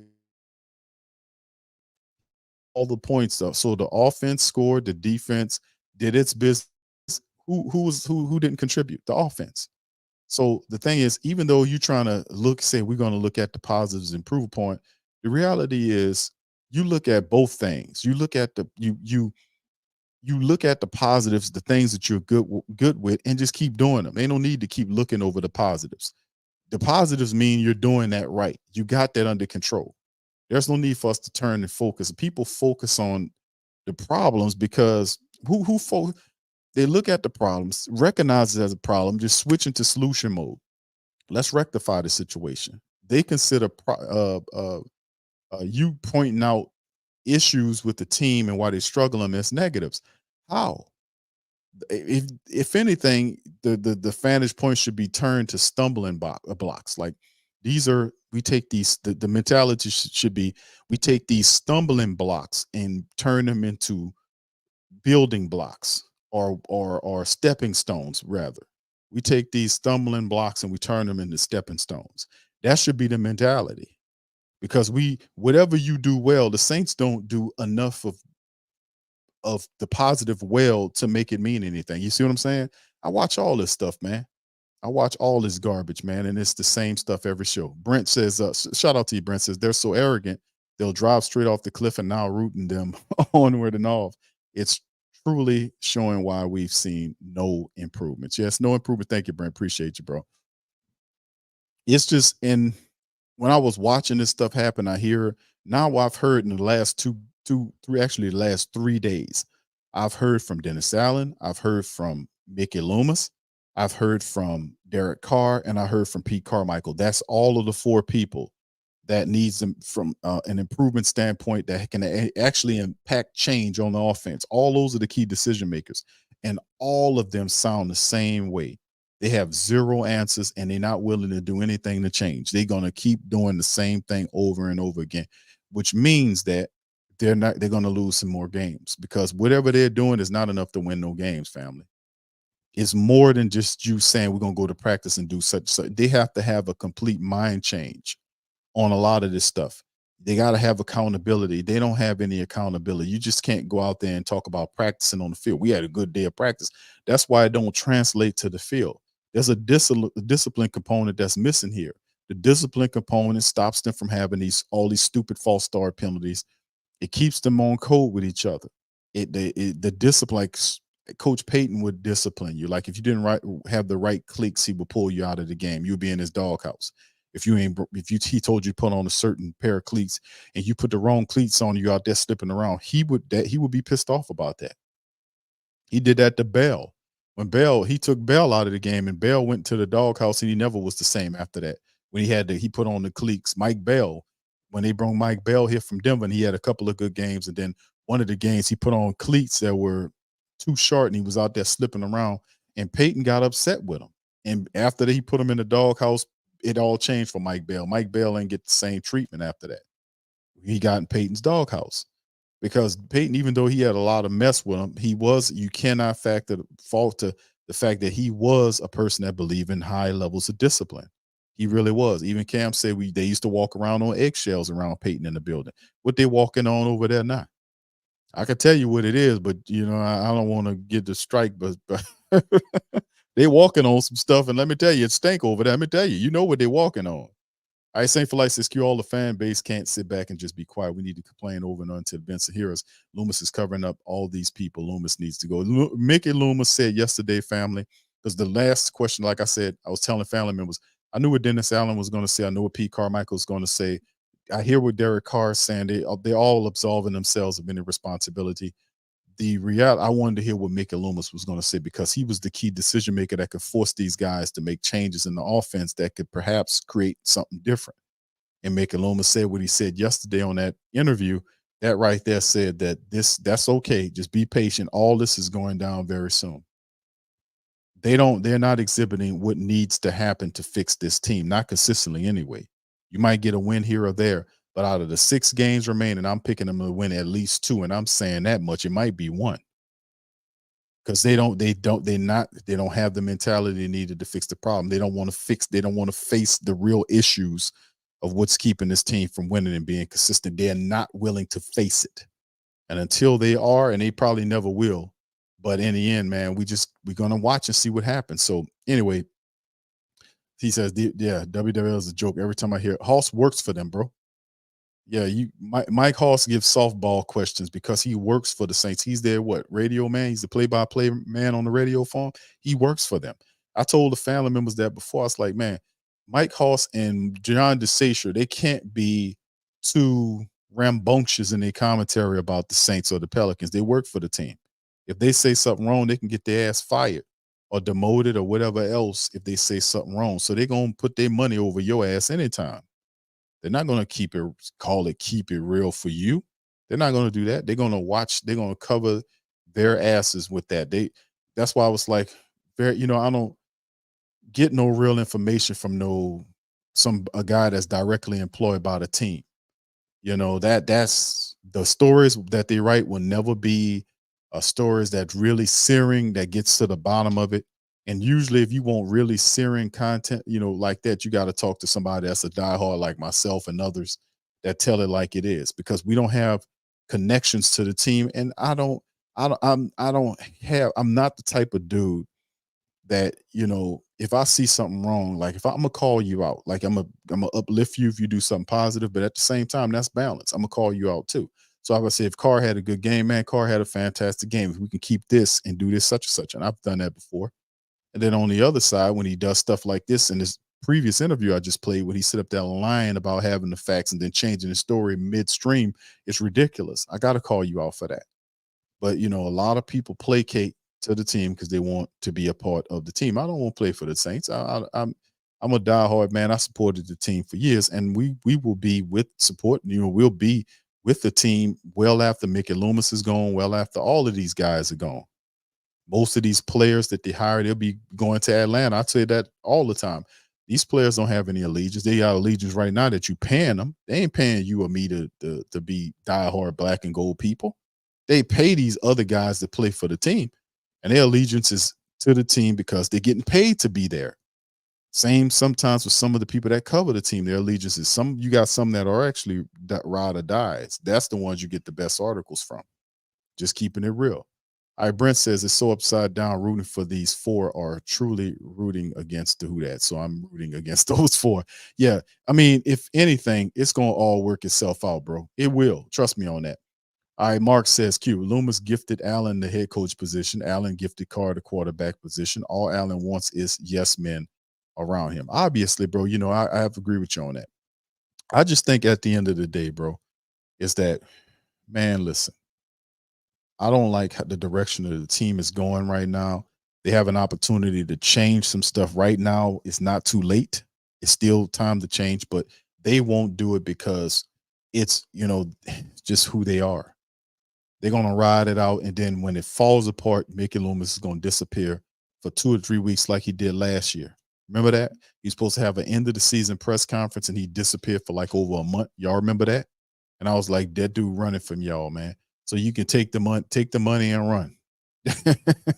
Take the money and run. People are upset. Well, hold on now, Q. I went because I was upset. That's why I was upset. Yeah, I was upset. I had to need to take more time off. That's why I was upset. I was upset. Let me tell you, I was upset. Oh, okay, you was upset, right? Oh, hell yeah, I was upset, man. I need a little time to decompress and I eat some clam chowder and I had to chill. Okay, when you was upset, did you fire anybody? Did you do it? Oh no, I wasn't that upset. I wasn't that upset. Now hold on, pump your brakes, big guy. I know. No, so it's just ridiculous, man. At the end of the day, it's ridiculous. But eventually, it'll take care of itself. Trust me, it will. It will. So anyway, with that being said, fam, listen, I'm gonna get ready to get out on that, and it's just what it is, man. Willie says I hear so many Saints family members want us to lose so we can get rid of the coach. I don't. It's not. You know what? They don't like Dennis Allen. They rather suffer through losing to get rid of him. Me personally, I don't even look at it like that. What's meant to be will be, meaning that we know Dennis Allen will not make the changes until it's too late to make the changes. Then he'll make the changes. See, it takes forethought here. He doesn't have any of that. That's what I was saying. That's some of the things that the man lacking. You got to have vision. You got to have some clairvoyance. You have to be able to see ahead and make decisions ahead before you actually get to where you need to be. And he doesn't have that. He just doesn't have it, bro. I ain't gonna try to break it down, from a mind standpoint. It's just what it is. What's meant to happen, if the Saints are meant to be in the playoffs, they'll fix this. They'll change it and move around based on the evidence that if this was a court and I was looking at evidence that was put together on whether a person was guilty or innocent, I would look at the evidence and throw all this shit out. I mean, I was like, that's what I would do, because nothing that they're presenting to the Who Dat Nation is anything that you can hang your hat on and say, this will help us win some games, because they keep talking about this, that, and the third, but they're not talking about the real issues that the team needs to fix to have sustained success, week after week success. They are not talking about that, which is why I'm saying that you can only go so far. So 6 games left, I see 2 wins based on that. I can see them maybe getting the Giants or maybe knocking off Carolina. But, and even if they do split, some people say 3-3. That's not going to be good enough, fam. We 5-6 right now. That puts you behind. That puts you behind again, and you're not going to. That makes you a 3-year straight playoff missed out team. And listen, if he loses to Atlanta and they get swept by the Falcons this year, it's going to make it very difficult for him to stick around. It really is. You can't finish with a sub 500 record and then lose to Atlanta, get swept by Atlanta. They win the division, and you get swept by them and expect to stick around for a 3rd year. Absolutely not. And plus the pressure's on too, because you see what Carolina did. They fired their coach. So a lot of that out there. So they can say, well, we got such and such. No, they got a guy that went 1-9. They fired his ass. They got him out of there. So there's guys on the hot seat. The Saints lose this game against Detroit, and they probably will lose this game against Detroit. Just saying, because, I mean, the defense can only do so much, and this is a really good offense.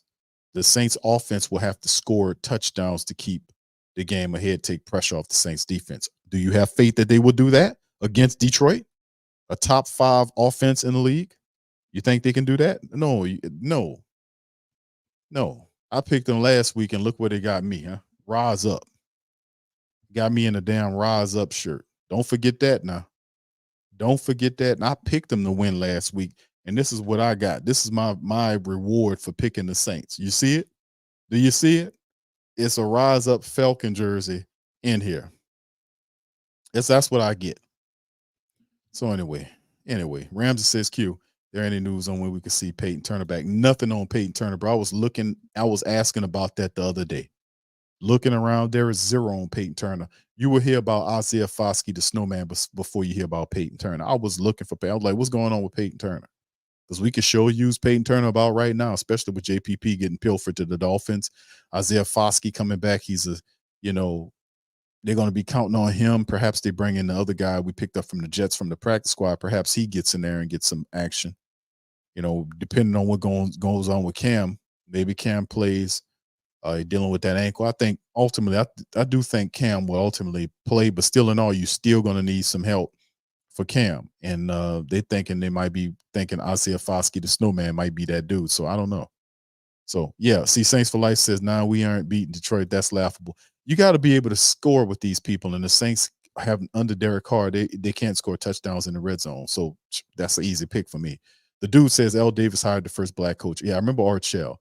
L hired the first Latino coach, Tom Flores. Yeah, I remember him. The NFL so racist. Latino Tom Flores and Plunkett have 2 rings together and no Hall of Fame. Really? See, I don't know enough about the Raider culture in terms of who's in the Hall of Fame or not. But I think those guys don't they have a Ring of Honor or something like that? A Raider Ring of Honor, and those guys are in the Ring of Honor. I think Art Shell's in the Raider Ring of Honor. I want to say I remember them having a Ring of Honor for the Raiders, and I think Art Shell and others are in it. You just correct me if I'm wrong. I'm just remembering off memory. Going back, Donnie says, pretty sure this will be the best O-line the Saints face all year. Yeah, and bro, you remember the lines we faced backup offensive linemen, young offensive linemen, the Green Bay people, the Minnesota game. I mean, even in the Atlanta game, their offenses, just their offensive line, you watch the tape and they just flow. Everybody's offensive line at this point seem to have gotten together a core of really solid plays that they really believe in. I mean, we've seen that and we've seen them execute. So I just don't understand. Number one, where's Trevor Penning? He's not hurt. Trevor Penning should be playing for the Saints because the Saints offensive line is struggling. Penning, you at least can maybe not put Penning at left tackle. I told them not to do that. It was a disaster. Now they've basically shelved Penning for multiple games. We haven't heard from him. And it's not like his replacement is doing any better. Andrews Pete getting tore up on that side. And they putting Andrews there, and Andrews getting beat bad over there. And Hurst is getting it. Andrews and Hurst on that side have been, you need to put both of them in the Hurst and send them on the body because they've both been looking really terrible on the pass side of things, on the pass rush side. But against the run blocking, they're up and down.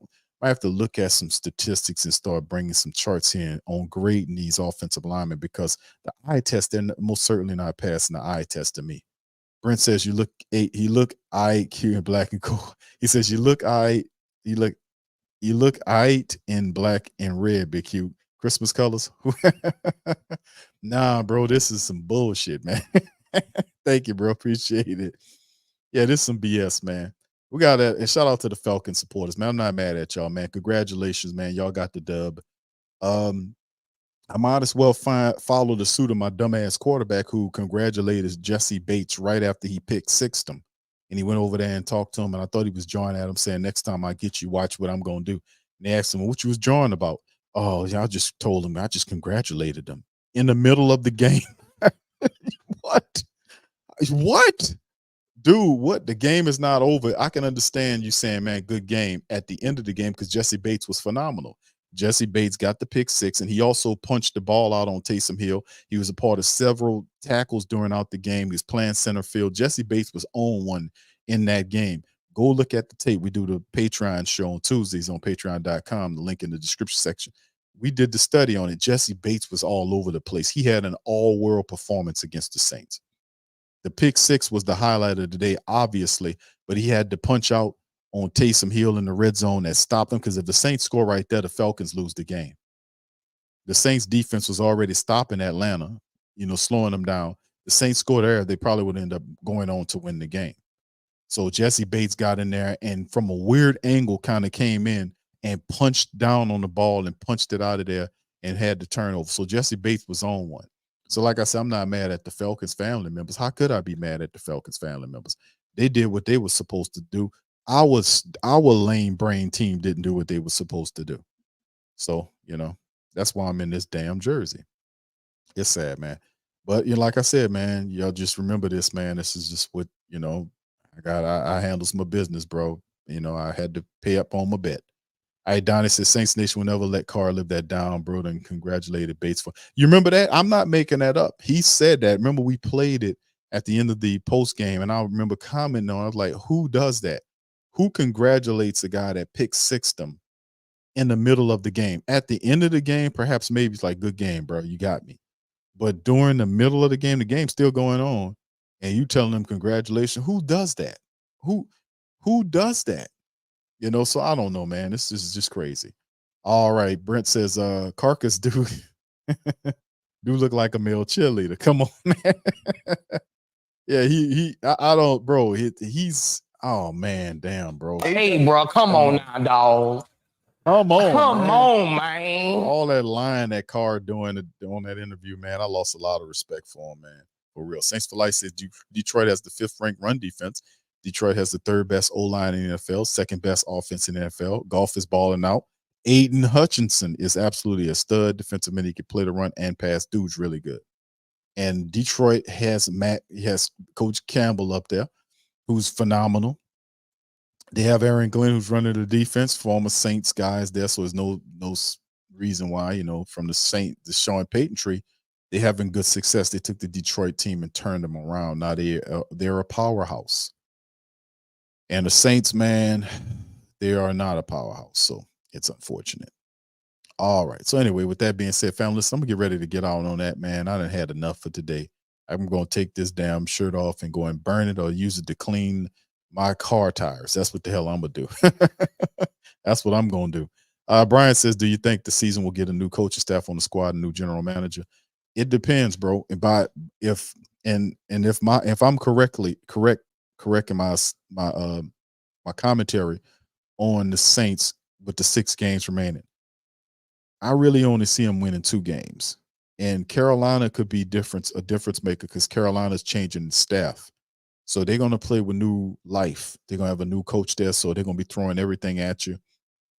And that might not be as easy as you think it is because that's the next game behind the Detroit game. So if the Saints lose to Detroit, chances are they probably will, because I just have zero faith in the Saints offense, because after watching him what Carmichael said and what Carr said and what Dennis Allen said and Pete and Mickey Loomis said, I have a new non-respect for each one of these guys, because they are totally delusional. They're totally ignorant of what's going on in the field. They've created this whole alternative reality that I don't want nothing to do with. And it's all pretend games. It's a fantasy world that they all living in. They're totally detached from reality. Everybody in the Who Dat Nation is telling them the absolute facts. They quantify your facts and your frustrations about the team, the poor play that they're giving you as negative noise. Boy, if that right there told me every bit of the mindset of what kind of decision makers these are. And he talk about business. If you really know about business, Loomis, you would understand that you don't piss off the base who's buying your product. That's number one. And I always say the Who Dat Nation is undefeated. We're unfreaking defeated, which means you won't win in that role. All they have to do is keep doing like I do and not give you any of their coinage, and see how that works out. When them balance books start looking real shafty, because they was really banking on this being a big year, because they took all your tax money and renovated the dome and put all these little fancy pad things in here and all these extra concession areas where you could sit down and go and buy them high ass nachos and them high ass hot dogs and all that stuff in there. They were really looking to bank out on you. But with the team stammering, stumbling, and bumbling and lying, people are not going to the games, and I'm going to continue to ask people not to go to the games until they recognize that we are serious here, that we're not going to support a bad product. And if you don't have respect enough for yourself, you're going to have respect for us. So I keep telling people the same thing. It seemed to be working, man. Saints for Life says, Q, that Rise Up shirt looks trash. Can't believe you got it on. Yeah, bro, listen, this is a bet. This is because of your quarterback. Your rusty, dusty ass quarterback threw a pick six. The team did what they did. Taysom fumbled the ball, and guess what? I got this damn Rise Up shirt on. Yeah, it looked trash. Yeah, it's trash. Me, Mr. Black and Gold with a Falcon shirt on because of the poor play of my team, not because I'm mad at the Falcons. The Falcons did what they were supposed to do. They went there and won. It's our bullcrap team didn't do what they're supposed to do, and I bet on them, and this is my reward for betting on this team. So absolutely not. I'm not picking them in the Detroit game. Hell no. For what, bro? KK says wait. She says wait till we play Atlanta again. I don't know, KK. I don't know if we're gonna get that one, sweetheart. I don't know if we're gonna get that. I don't know. It's just crazy. Yeah. Well, I don't know. Well, I'm gonna have to look into that, dude. I don't know how that. I thought Art Shell and I know Tom Flores. I think he won a chance. I think Flores is in the ring. I think the Raiders have a ring. I don't know if I'm not mistaken. I'm not a Raider guy. I'm just going off a recollection of my NFL knowledge. But I think Art Shell's in there, Ring of Honor. I think Flores. I don't know. I know he's a championship coach. I remember him winning it. I think Flores is in the ring of honor too of the Raiders. So I don't know. We're going to have to look into that. All right. So yeah. All right, so with that being said, fam, let me get on and get out of here, man. Get out this damn shirt, man. Listen, I appreciate y'all for putting up with me today, man. I'm so sorry I had to put this damn shirt on, but I had to pay pay the dues. I lost my call. I decided to back the Saints and garbage. It was garbage in the matchup. Pick 6. Hurt us to the point where I had to put this damn jersey on. I had to pay my dues. So anyway, with that being said, we're going to get out on that, man. I appreciate all y'all, man. Thank y'all for chiming in with me on this episode of Tacoma. I will be back tomorrow, maybe Saturday, either Friday or Saturday, maybe Saturday Saints Talk. Y'all know how we do. Coffee with Q. Might be that. We'll see how it all goes, but in the end, it is what it is, man. I appreciate y'all chiming in on this episode of the show. I love y'all. I appreciate y'all, and I'm going to holler at you on the next one. Much love. Who that to you? Yeah.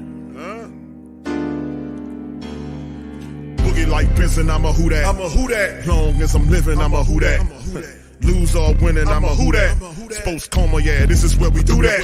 Where we do that, where we do that, where we do that, where we do that, where we do that, huh? Boogie like Benson, I'm a who that. I'm a who that. Sports coma, this is where we do that. Where we do that. Welcome, welcome, welcome.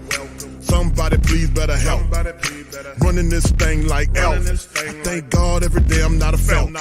Go to YouTube Live with Big Q and the guys. If you ain't ride or die, the bandwagon get flipped. Been marching in, that was way for the ring. I was yelling out your shame for the championship. Bucking on town, duck down. Falcons pluck, get shut down. Panthers ain't much touchdown.